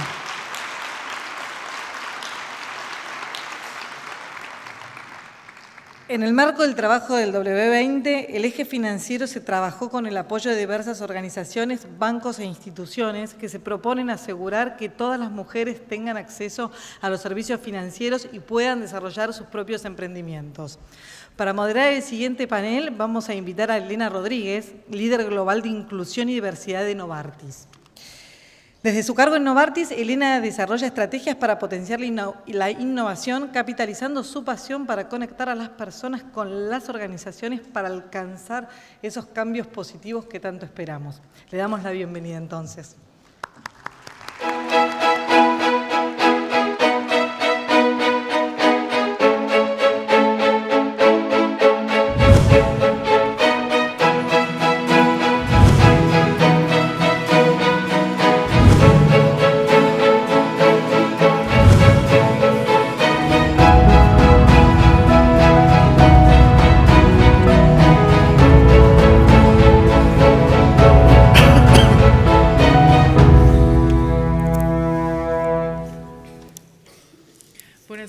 Hello, everyone. It's a privilege and an honor to be here with all of you and with our panelists. So I'll first introduce the session, our aims, and then I'll introduce our panelists. So today we'd like to address women's access and usage of financial services and its barriers and challenges and ways to overcome that. We'd also like to discuss the potential of micro, small, and medium-sized enterprises to increase labor force participation of women. And finally, we would love to touch on the potential of technologies to provide alternate sources of financing and enable more fair rules of commerce. So with me, I'm pleased to introduce to my right, Alfred Hanig. Alfred is the Executive Director of the Alliance for Financial Inclusion, which is a global network of policymaking and regulatory institutions from more than 90 countries dedicated to providing the world's unbanked safe access to the formal financial system through smart policy initiatives. He's also authored several publications focused on financial inclusion policy, regulatory issues, and microfinance. Next, we have Rebecca Roof. Rebecca is responsible for leading peer learning and knowledge programs for the Global Banking Alliance for Women, which is a consortium of financial institutions that focus on building women's wealth worldwide. She's also in charge of managing GBA's gender data analytics initiatives. And Ms. Roof has over 15 years of experience in international finance, having worked previously for Women's World Banking, where she specialized in gender-focused analytics. Next, we have Hema Sacristan. She is the CIO of IDB Invest, the private sector arm of the IDB Group. And from 2012 to 2015, she managed the financial markets division at the IDB. Before joining the IDB Group, Gemma held several management positions in commercial and investment banking in New York, London, and Madrid. And finally, we have Denise Pereira. She is the country director in Argentina of ProMujer. Prior to ProMujer, her career was concentrated in HR planning and development. She served as a member of the board of directors of the Development and Training Association of Argentina, and currently serves as president of RADIM, which is the Argentine Network of Microcredit Institutions. She graduated from Educational Sciences and holds a master's in business administration. So, I'd like to start with Alfred, and we take this at a very high level first and talk about the importance of policy reform at the national level. So Alfred, from your perspective, what is the role of policy and regulations in financial inclusion of women? And specifically, what are your partners in central banks and financial regulators doing to promote women's financial inclusion in their national strategies? Thank you so much, and thank you very much to the W20 for inviting us to this extremely important event. We are very honored to be here. And we, of course, appreciate also the opportunity to be co-chair for this work stream. I must say that it's very important that W20 and G20 has taken this up, but at this stage I already would like to say it's very important also to bring non-G20 country experience to the table. We at AFI, I think we stand for both emerging economies in the G20, but as well for the non-G20 countries. And most of the innovations we are going to talk about today are actually happening outside the G20, so it's very important to get this knowledge to the table. Now, as you said, AFI is a network of central bankers and regulators who drive financial inclusion through, as they say, smart policies and regulations. And there is one big statement that the network has made 2 years ago, which is the Denarau Action Plan, which is actually our global commitment to narrow down the gender gap in financial inclusion. And this has been endorsed by 98% of regulators from emerging and developing countries. This, I must say, is a huge statement. If 98% of these regulators deal with an issue with what they have not dealt before. I can tell you a few years ago when I talked at sidelines of conferences with financial regulators and central bankers, I very often got the question, yeah, it might be important to include women, but why are we talking about it as central bankers? Why is it our role? Because many of them, I think, made the same mistake that we heard in the previous session about, which is they thought that these policies are gender neutral. And we were arguing they are not gender neutral. And we will come back to this. Now, through the Denarau Action Plan, we are addressing financial inclusion issues through work streams on national strategy, through work streams on financial education and literacy, through work streams of digital financial services, and so forth. And we have seen 30 country commitments worldwide by countries to bring down the gender gap. And the members have actually also committed not only to narrow down the gender gap, but also to halve the gender gap by 2021, which is I think, a great statement. We are working on this. Now, all these work streams have a gender dimension. So we have not put up one single working group, which is just dealing with these issues. This is a cross-cutting issues which runs through all our activities. And what is also important to note is that central bankers and regulators have come on board has a lot to do with the fact that one has recognized that including women is extremely important for economic growth and poverty alleviation. And I just wanted to give you this number because it's quite striking. It comes from McKinsey Global Institute, saying that financial inclusion is increasing economic growth. They're saying that gender equality could dramatically unlock an estimated 12 trillion US dollars of incremental GDP in 2025, with financial and particularly digital inclusion being among the key enablers. So I think this shows that it is not only important to include women, we also have to say that full financial inclusion is only possible if we fully include women. And this means we would have to include 1 billion women out there. Now, there are examples. Bank of Zambia, for example, introducing gender disaggregated data collection methodologies to inform policy making. Bangladesh Bank to introduce biometric identification for lower know your customer requirements for women, particularly illiterate women, and of course, Bank of Tanzania with specific focus in the national strategy in financial inclusion. So the gender gap is still stubborn, we know that. but we need to do more, and I think with the support of the W20, financial regulators and policymakers can help to drive the gender gap, perhaps some point towards zero, but I think in the next session we will also talk about why it is so complicated and why it takes time. Thank you so much. Thank you, Alfred. Yes. I was struck by your comment about the importance of gender neutrality, and you also mentioned gender disaggregated data. So we know where it's been said that if you can't measure it, you can't manage it. And I'm thinking about the importance this morning of governance and holding our countries and ourselves accountable, and the power of data to do that. And so I'd like to ask Rebecca, so could you help us understand what is gender disaggregated financial data and why it's so important to financial inclusion of women and policy reform? Sure. Firstly, thank you so much for the invitation. Delighted to be here, and also worked very closely with Afi as a co-chair of the financial inclusion subgroup. As you said, what you can't measure is not done. So data is vital for women's financial inclusion. If we can't understand how far we are, how far we have come, and how far we still have to go, then we don't really know what we're doing. What we see is in terms of data for financial inclusion, we're still missing even some of the most basic data disaggregated by gender. So for instance, data can be at the national level. This is data that really regulators and policymakers need to understand who is served, who is unserved, what proportion of women are the ones that are being unserved, and how to develop the proper policies to be able to address these gaps. And AFI has been doing a wonderful job with its network to really focus on that. But we also need data at the institutional level, at the financial service providers level, because this really gives you a picture of the women's market, understand how big it is, and really know if you're serving a customer or not.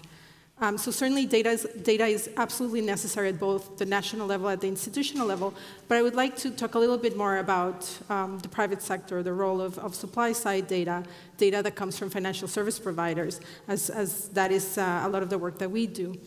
When I talk to a lot of financial service providers, and they tell me there is no gender gap.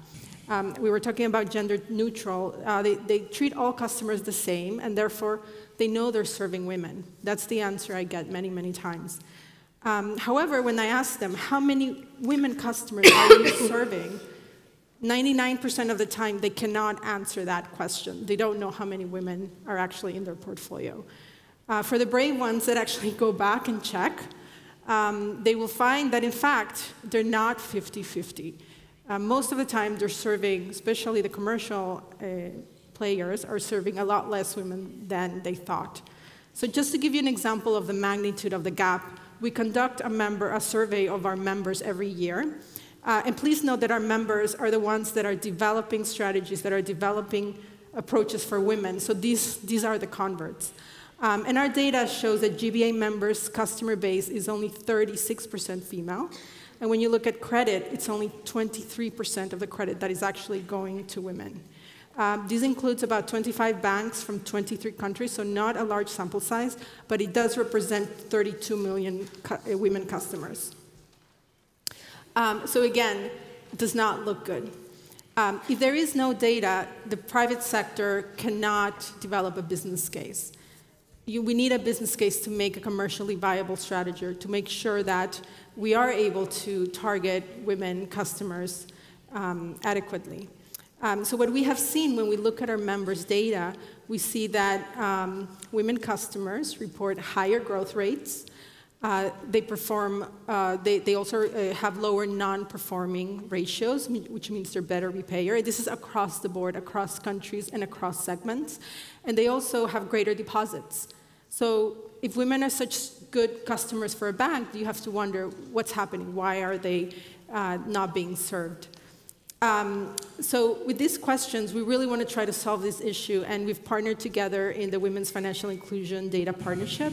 AFI is also part of it, as is the IFC, the IDB Invest, as well as the IMF and other players, to really try to solve this issue.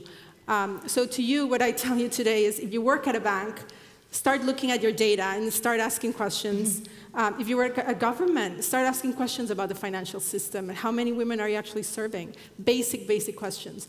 And if you're a customer, demand better service or switch. And finally, to W20, I would really advocate putting data at the top of the priority communique. Thanks. Thank you so much, Rebecca.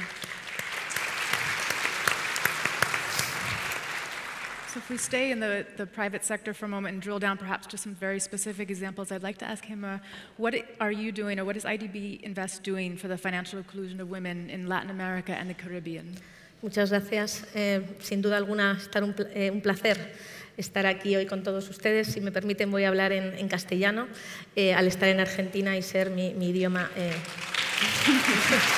Gracias.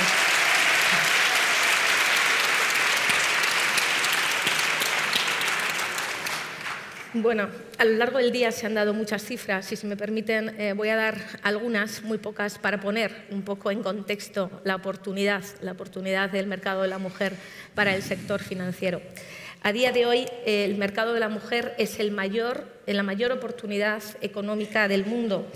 Las mujeres consumimos aproximadamente 28 trillones de dólares, generamos a través de la actividad económica en la que cada una de nosotras trabajamos aproximadamente 18 trillones de dólares, lo que aproximadamente representa más de la suma del Producto Interior Bruto de Estados Unidos y de China. Además, influimos en el 80% de las decisiones de compra y el 33% de las empresas de todo el mundo son propiedad de mujer. Sin embargo, en Latinoamérica y el Caribe, a pesar de que el 70% de las empresas lideradas por mujeres, que representan aproximadamente una oportunidad financiera de 98.000 millones de dólares, no están servidas por los bancos. Es decir, hay una oportunidad de casi 100.000 millones de dólares de financiar a estas mujeres y los bancos no están viendo la oportunidad. Por otro lado, como decía Rebeca, hay evidencia empírica que dice que las mujeres pagan mejor, las mujeres son mucho más fieles a sus bancos, cambian menos de banco y también son muy buenas voceras. Es decir, cuando un banco nos gusta y un servicio nos gusta, pues solemos referenciarlo a nuestros amigos y también a nuestras familias. Con lo cual, por un lado, nos encontramos una gran oportunidad de negocio para los bancos y, por otro lado, algo que parece ser una buena base de clientes potencial. Entonces, ¿qué es lo que está pasando? ¿Qué pasa que hace que todos estos bancos no estén viendo esa oportunidad financiera? Bueno, nosotros desde BIT Invest, el banco del grupo BIT que trabaja con el sector privado, básicamente intentando contribuir al desarrollo sostenible de América Latina y el Caribe, nos hemos puesto esto como una de nuestras grandes metas.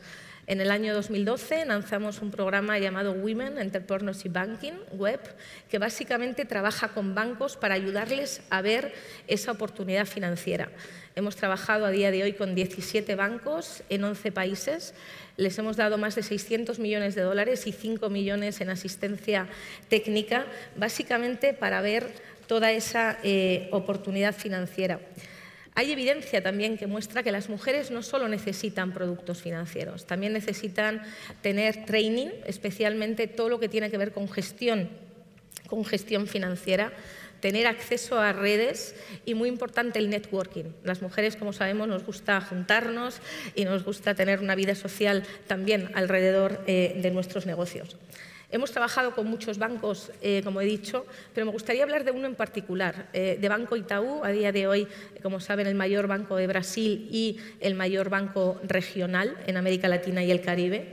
Ellos crearon, con nuestra ayuda, un programa llamado Mujer Emprendedora, que básicamente intenta servir a las MIPYMES de su país, a las micro, pequeñas y medianas empresas, con un enfoque principalmente en las micro, aunque esto está cambiando.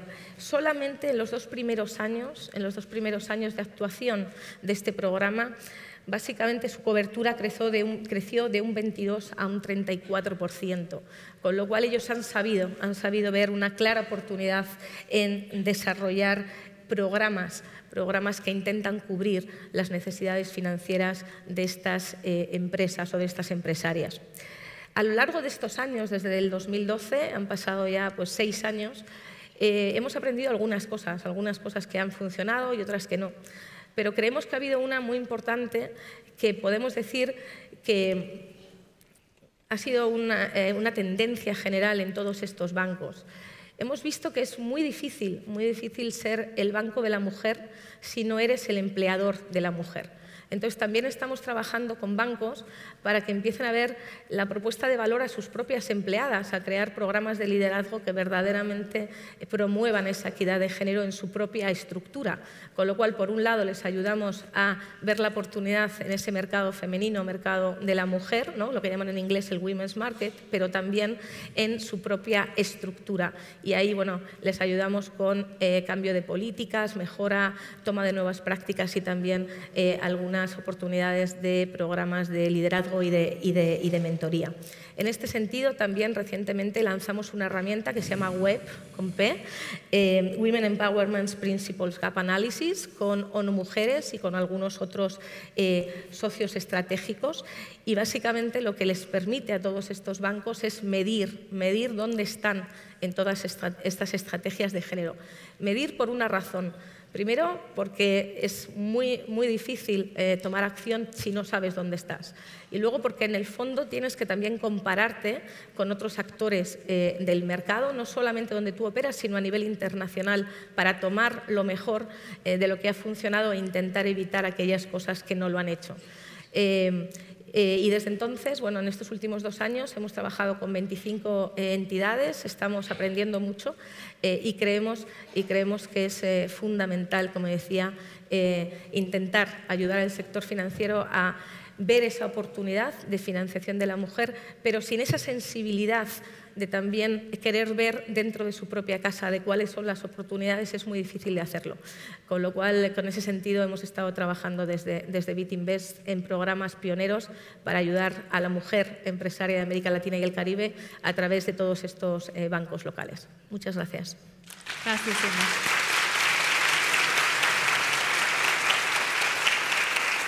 Now I'd like to move to the more individual level. It's really important to ensure we don't exclude anyone. And this question is for Denise. What conditions do you believe should be in place to financially include our vulnerable and excluded populations? Bueno, buenas tardes. Muchísimas gracias por la invitación y el honor de compartir este panel y este ámbito tan especial. Primero, no traje mis notas, no es que no las hice, sino que preparé mis notas y pensaba recorriendo cada una de los factores o condiciones que necesita una persona, sobre todo una mujer que se encuentra en una situación de vulnerabilidad.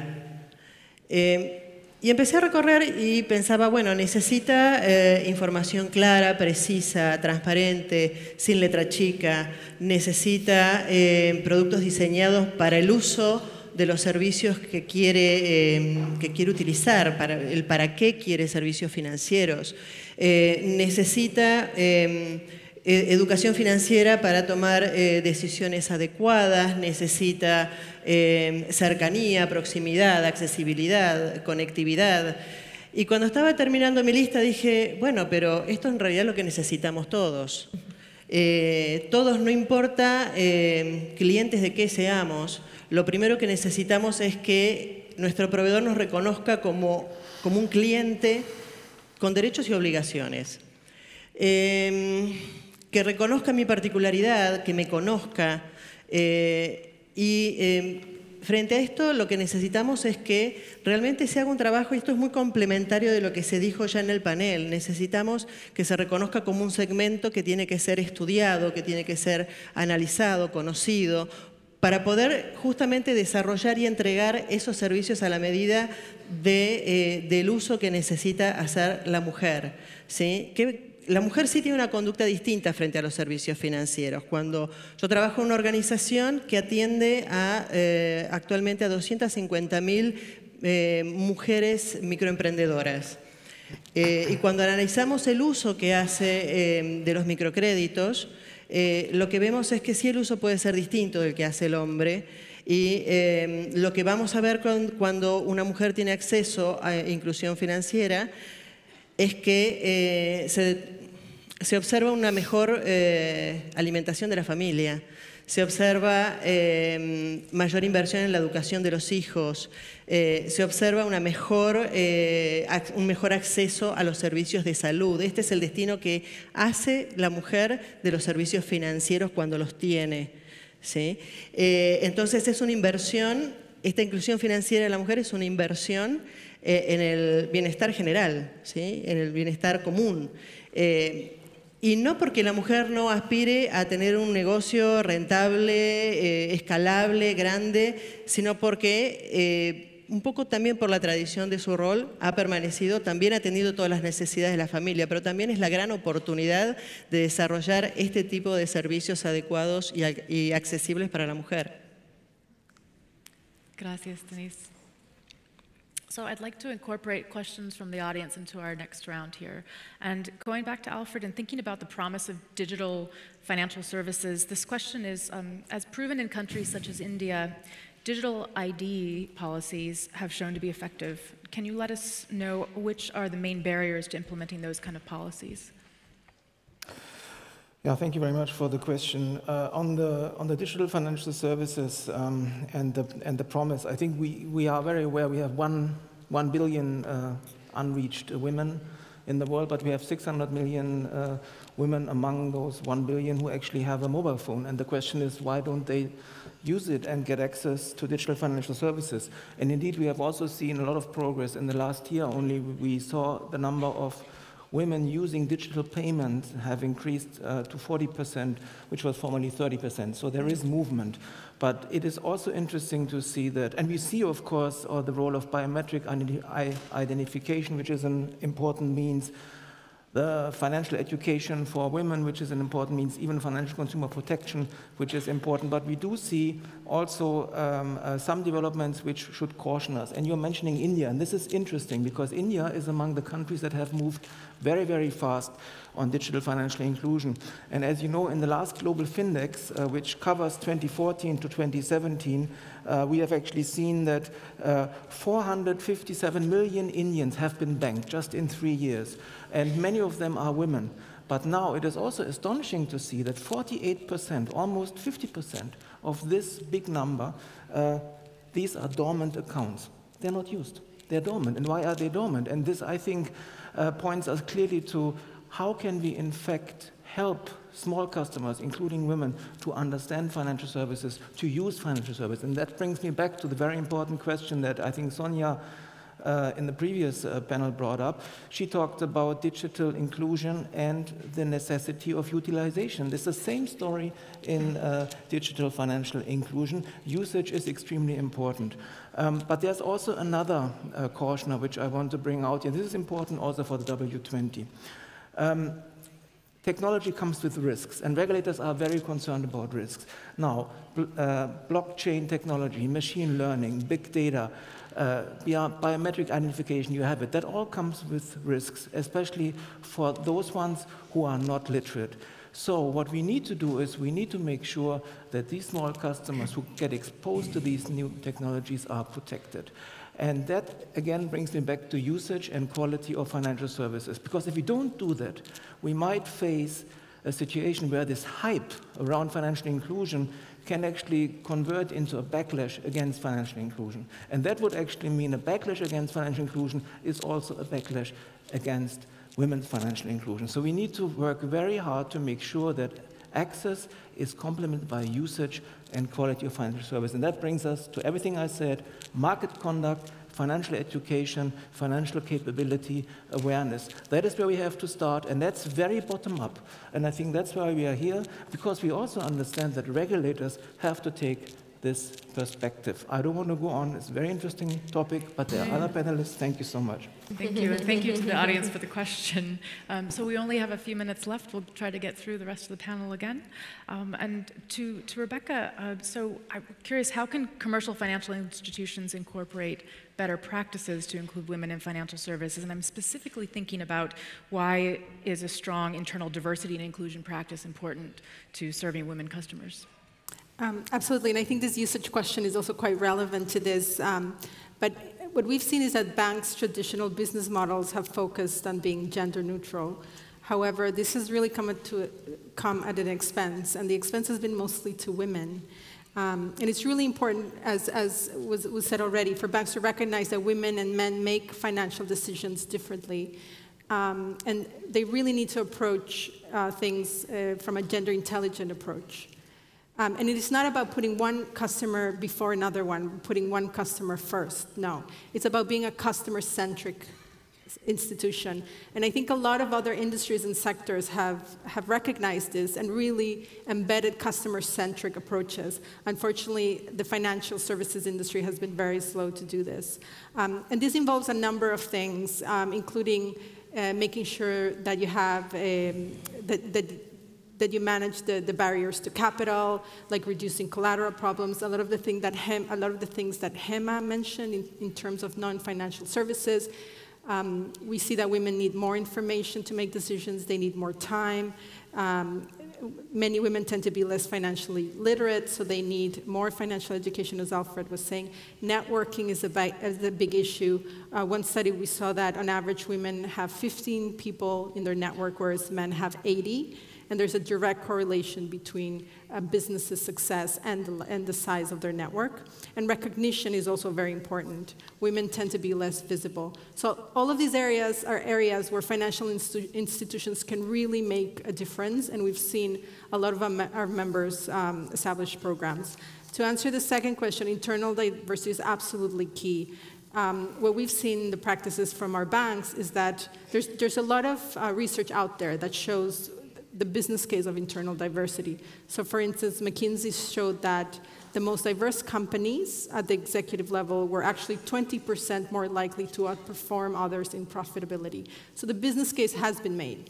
What has not been made is really the case of being the employer of choice for women and also being the bank of choice for women. So what we see in our network is that there's a number of benefits that really will help women customers in becoming an internal diversity institutions. Just a couple of examples. One of our members in the UK, the Royal Bank of Scotland group, set up an internal women's network about 10 years ago, and this was really pivotal in increasing women's visibility and helped boost their Women in Business program as well. In Lebanon, BLC Bank had a very strong program for women. They developed a customer program, and that actually signaled the market that they were a strong employer for choice, and the number of applications from women skyrocketed just because of this. So there's a really strong symbiotic relationship between being a good employer for women and being a good bank for women. Thank you. So we have just a few moments left, and I'd like to have more forward-looking questions to the future. This is for Hema. What opportunities do you see in the future for the financial inclusion of women? Bueno, desde nuestro punto de vista hay una tendencia que está llegando a algunos de los mercados, todavía no tanto en América Latina y el Caribe, pero que tiene que ver con lo que se llama la inversión con lentes de género. Básicamente es una estrategia que ha surgido recientemente, como digo, y que busca que a través de las inversiones se obtengan rentabilidades financieras, pero que también se avance en la equidad de género. Básicamente estas lentes o estas gafas de género representan una gran oportunidad, obviamente para las mujeres y también para el inversionista, y podrían tener tres tipos de ejemplos. Uno, invertir en empresas cuyos productos y servicios ayuden a mejorar o avanzar en equidad de género, como decía. Otra, invertir en empresas propiedad de mujeres o lideradas por mujeres. Es un poco lo que decía Rebeca y lo que hablaba yo antes de, en el caso de los bancos, enseñarles a ver esa oportunidad, pero lo hay en otros sectores, el automovilístico, el de las casas, las hipotecas, etc.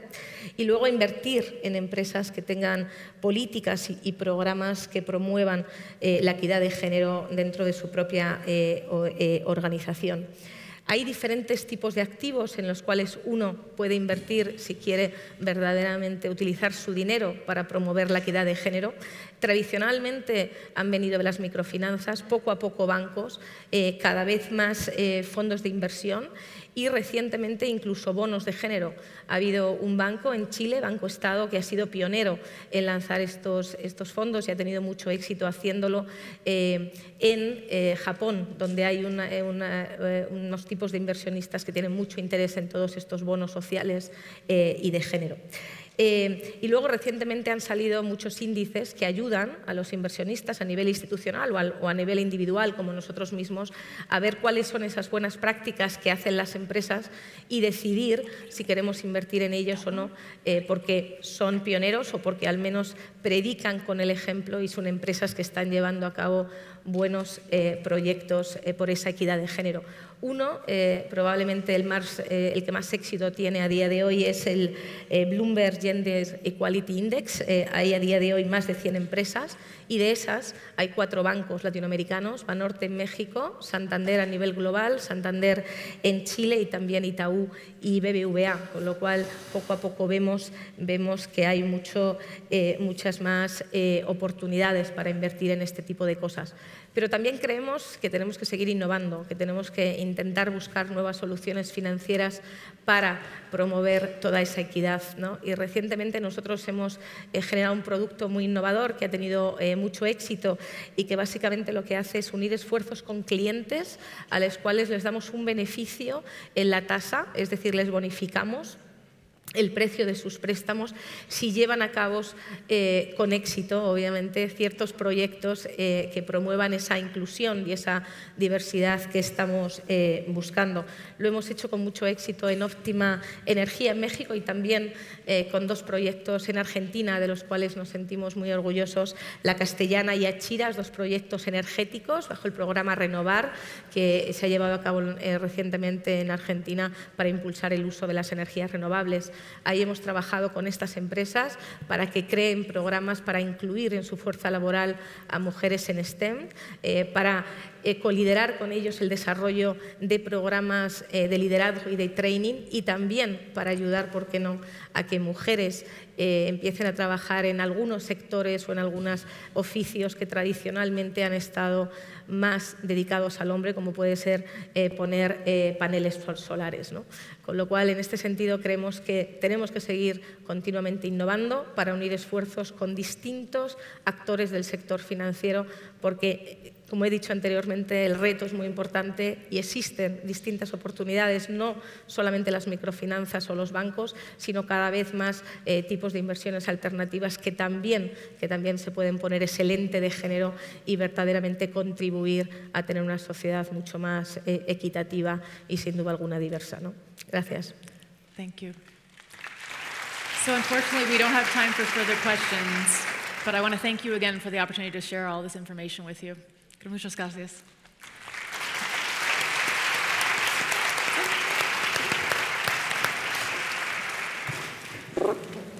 That was not an easy one, but well done. Thank you. Yeah.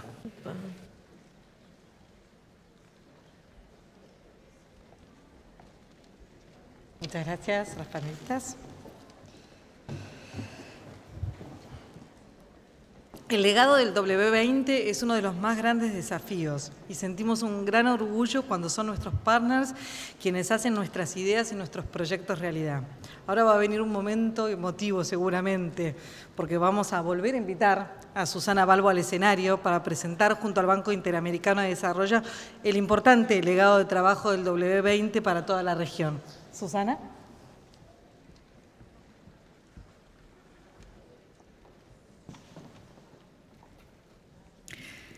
Buenas tardes nuevamente.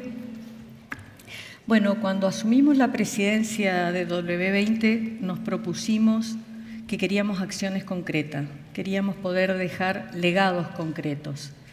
Uno de ellos ya lo están disfrutando todas las delegadas, que es la plataforma de Linkando, que queda hasta fines del año próximo funcionando y todas las delegadas van a poder seguir debatiendo y trabajando con la plataforma. Y ahora hemos hablado de inclusión financiera, tan importante para todas las mujeres, para poder tener nuestra independencia y poder iniciar y darle soporte a nuestras iniciativas y nuestros negocios, nuestras ideas. En este panel sobre nuevas herramientas financieras hemos entendido cómo las instituciones están mejorando el acceso a financiación de las mujeres y también deja de relieve la necesidad que hay de seguir innovando para acelerar esta brecha de financiamiento. Hoy, 2 instituciones han tomado el liderazgo y han llevado esta idea a la práctica, respondiendo a cómo atraer mayor inversión enfocada en mujeres y cómo facilitar el acceso a la financiación. Vamos a dar la bienvenida a una persona muy cercana a mi corazón por sus iniciativas, a Gema Sacristán nuevamente al escenario, directora general de negocio de BID Invest, la institución del sector privado del Grupo Interamericano de Desarrollo, y a Catherine Kaufman, directora general de Asuntos Globales de la Mujer de OPIC, la institución financiera de desarrollo del Gobierno de los Estados Unidos, para que nos cuenten en exclusiva esta iniciativa. Muchas gracias a ambas. Bienvenidas. Gracias. Muchas gracias.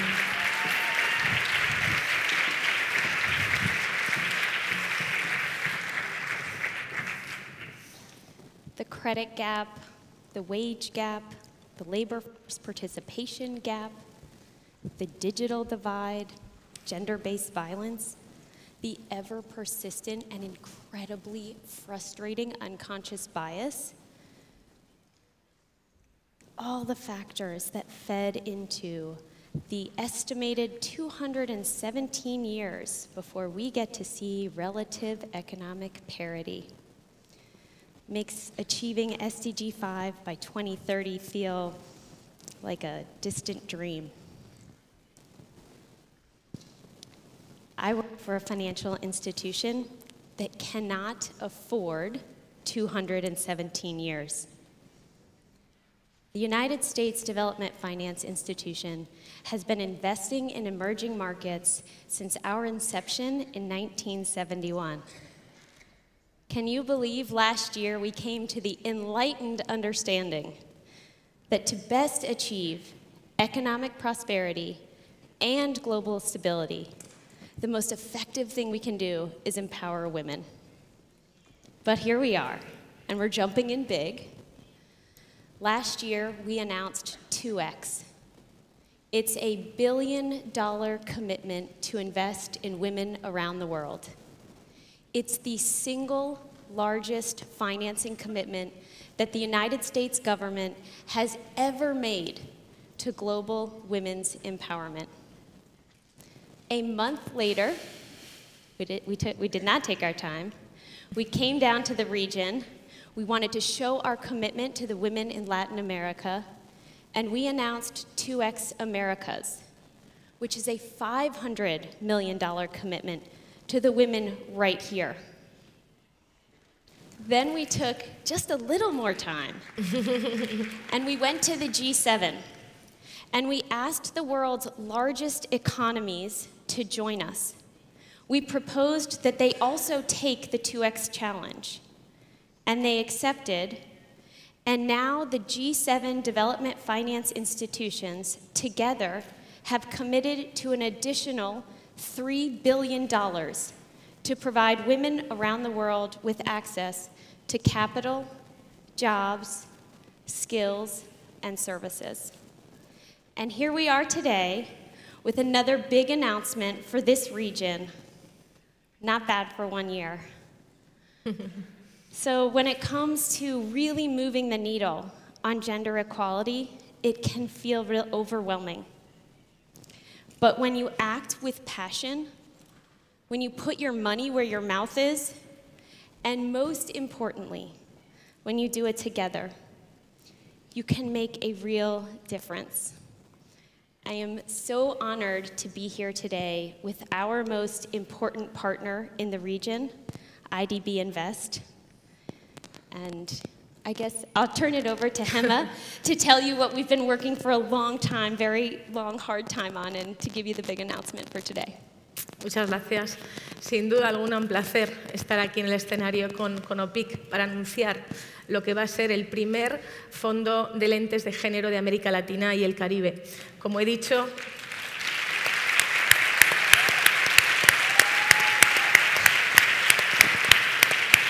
congratulations. Como he dicho anteriormente en mi panel, es una tendencia que lleva en el mercado algún tiempo, pero nunca antes había llegado a la región, América Latina y el Caribe, de la forma de un fondo. Nos sentimos muy privilegiados de unir esfuerzos con OPIC en esta estrategia. Básicamente lo que hacemos es crear un fondo por 200 millones de dólares que va a invertir tanto en deuda como en capital y que básicamente va dirigido a 4 sectores de mujeres. Uno, empresas cuyas propietarias son mujeres, otras, aquellas que están lideradas por mujeres, también compañías que, como he dicho antes, tienen a mujeres en el liderazgo y creen y están impulsando políticas para que cada vez haya más mujeres en puestos gerenciales. Y por último, aquellas que están creando productos específicos y servicios para llegar a las mujeres. Creemos que necesitamos una América Latina y el Caribe mucho más inclusiva, equitativa y sin duda alguna diversa. Trabajamos cada día por eso, por mejorar vidas y creemos que el sector financiero tiene que estar en ese diálogo y tiene que estar en esta ecuación, en la ecuación en la que 1 más 1 no pueden ser 2, tiene que ser mucho más por las necesidades de las que hemos estado hablando hoy aquí. Con lo cual, este es el primer fondo. Sin duda alguna esperamos tener éxito y, sobre todo, que haya muchos más fondos y que sigan el liderazgo de OPIC y de BitInvest para tener una inclusión financiera mucho mayor en América Latina y el Caribe. Muchas gracias. ¿Podíamos esperar algo mejor? Gracias. Gracias. Muchísimas gracias. Gracias.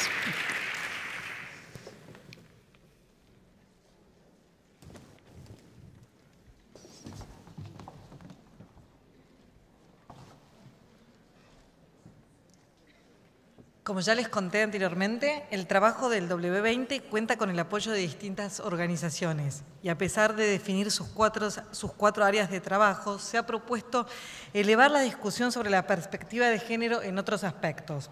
Es por eso que junto con la Agencia de Cooperación Alemana y el W20 se llevó a cabo un concurso para estudiantes. La propuesta consistió en abordar la relación entre perspectiva de género y transparencia. Vamos a dar la bienvenida a Carolina Echeverría. Ella es coordinadora para América Latina de Alliance Integrity, que va a presentar a la ganadora precisamente de este concurso.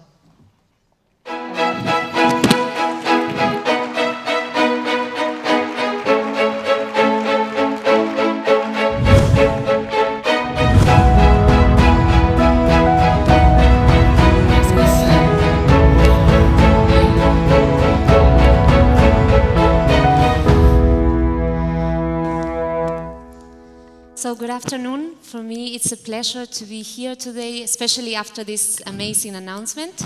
I am here today with Clara Machado, the winner of the contest on the impact of corruption on the economic empowerment of women.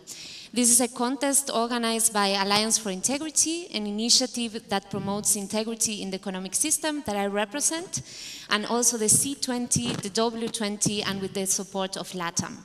When we started to think about this contest 1 year ago together with Susana Valvo, we were starting to talk with other partners and stakeholders, and they were looking at us like if we were crazy. Really, why you are working together, gender and anti-corruption? But we decided to be bold and do it anyway, because we see with the working that we are doing with women entrepreneurs in Indonesia and in Mexico, that women cannot success with these entrepreneurs because of corruption. So this motivates us to start this contest. Clara, I wanted to ask you what motivates you to start writing about this issue? Well, first of all, thank you very much. I am honored to be here.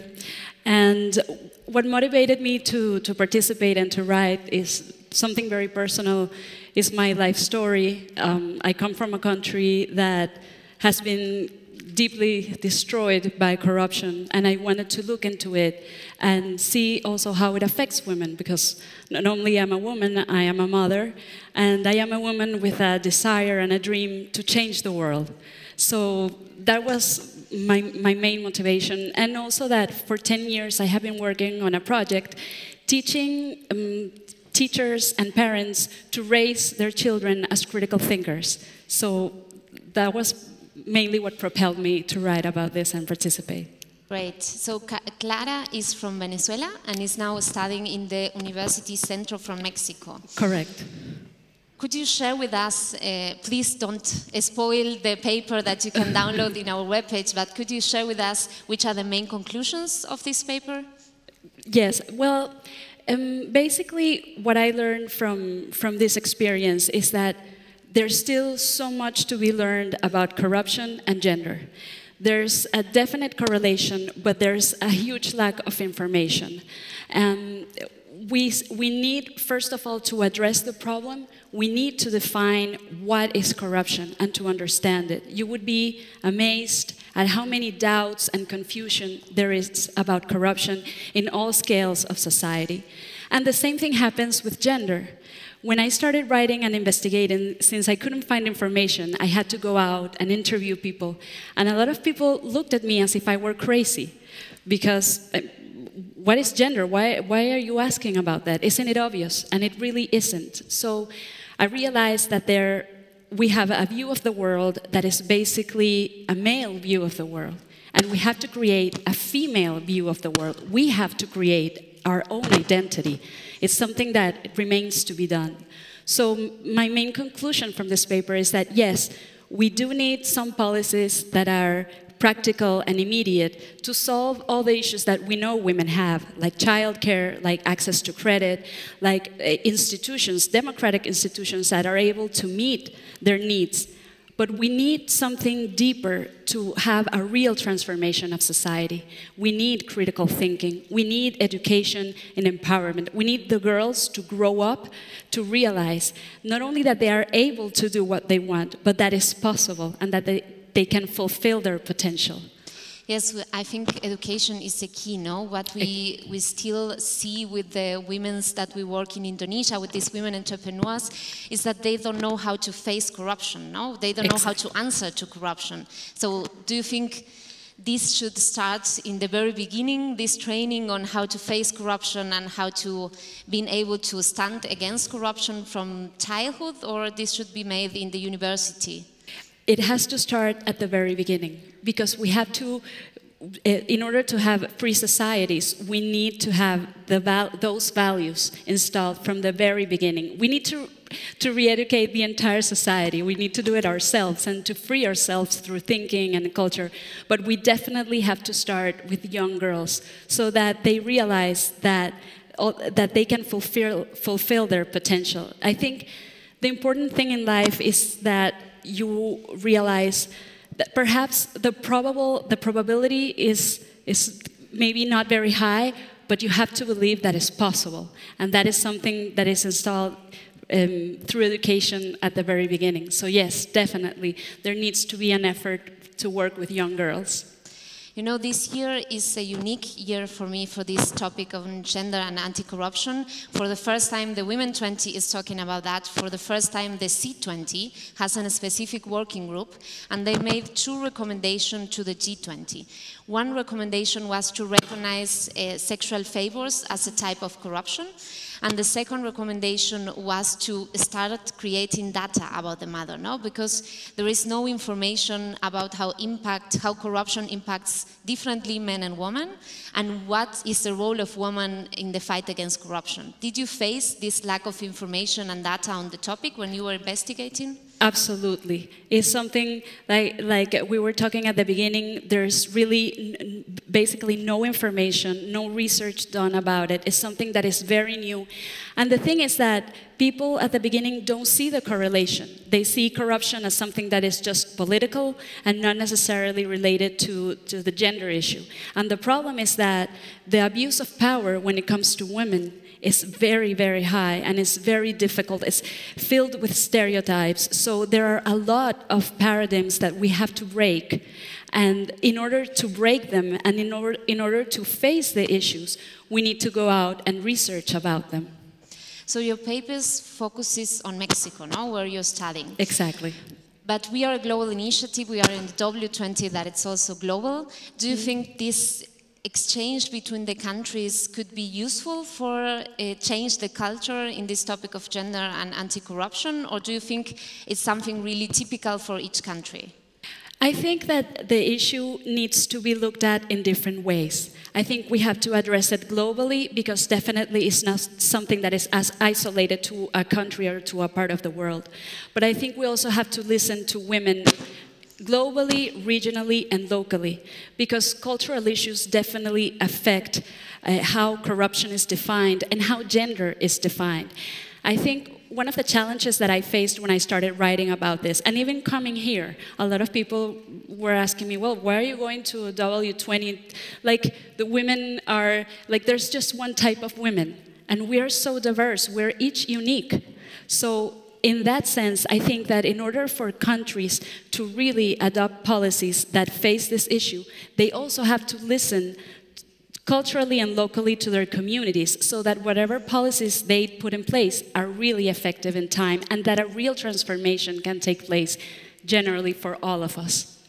Yes, we have a group of women in Indonesia, women entrepreneurs, and we are working with a group of women in Argentina to give feedback and support to this group of women in Indonesia. No? Even if the cultures are really different in Argentina and in Indonesia, this exchange of information is really useful for them. Mm-hmm. But it was a hard process to face these different cultures. Yes. Are you working in your university? There is also only Mexicans, or there is also people from other countries working with you? Do you face these different cultures in your university in this topic?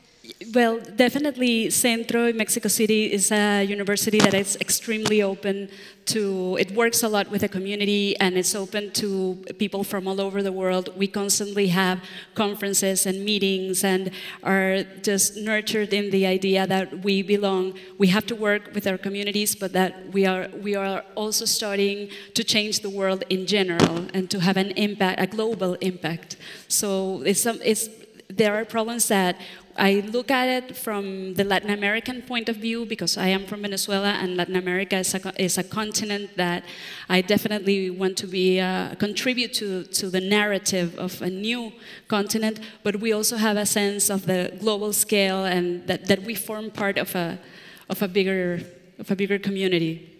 Well, we are running out of time, and I think everyone needs a coffee right now. So I want to ask you a last question. If you have here the president of Argentina and all the presidents of the G20, what would you ask for them as a woman, as a professional, as a mother, as a student, everything? What would you ask for them? Well, I will say that I come from a country that, as I said before, it collapsed.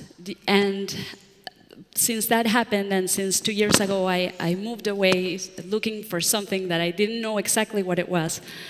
I definitely think that I began looking and reading a lot about history and about the great tragedies of history and why they happened. I still ask that question every day. Why?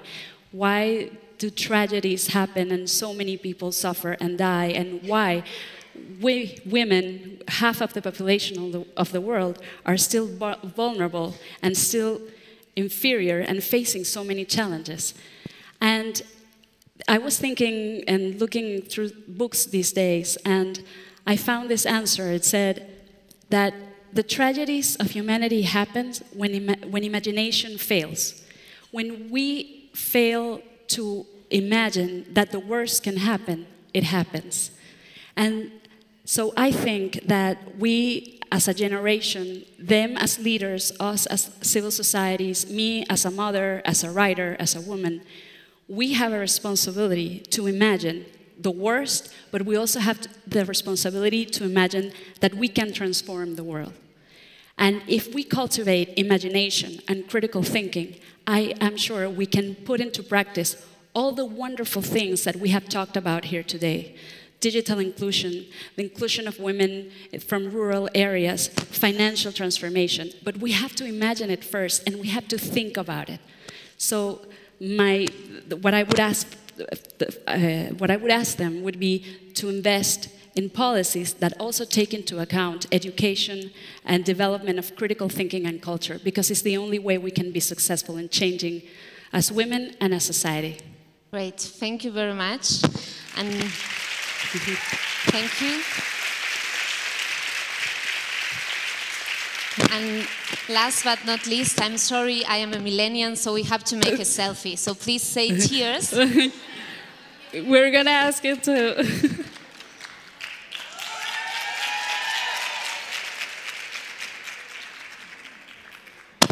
Thank you. Thank you very much.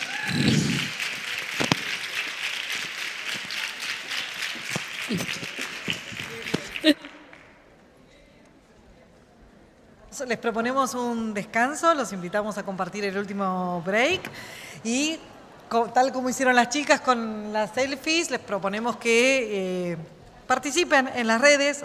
Recordamos los usuarios, @W20-Argentina en Instagram y Twitter, W20 Argentina 2018 en Facebook y W20 Argentina en YouTube para el streaming, el hashtag MindTheGap, que dicho sea de paso, está explotando.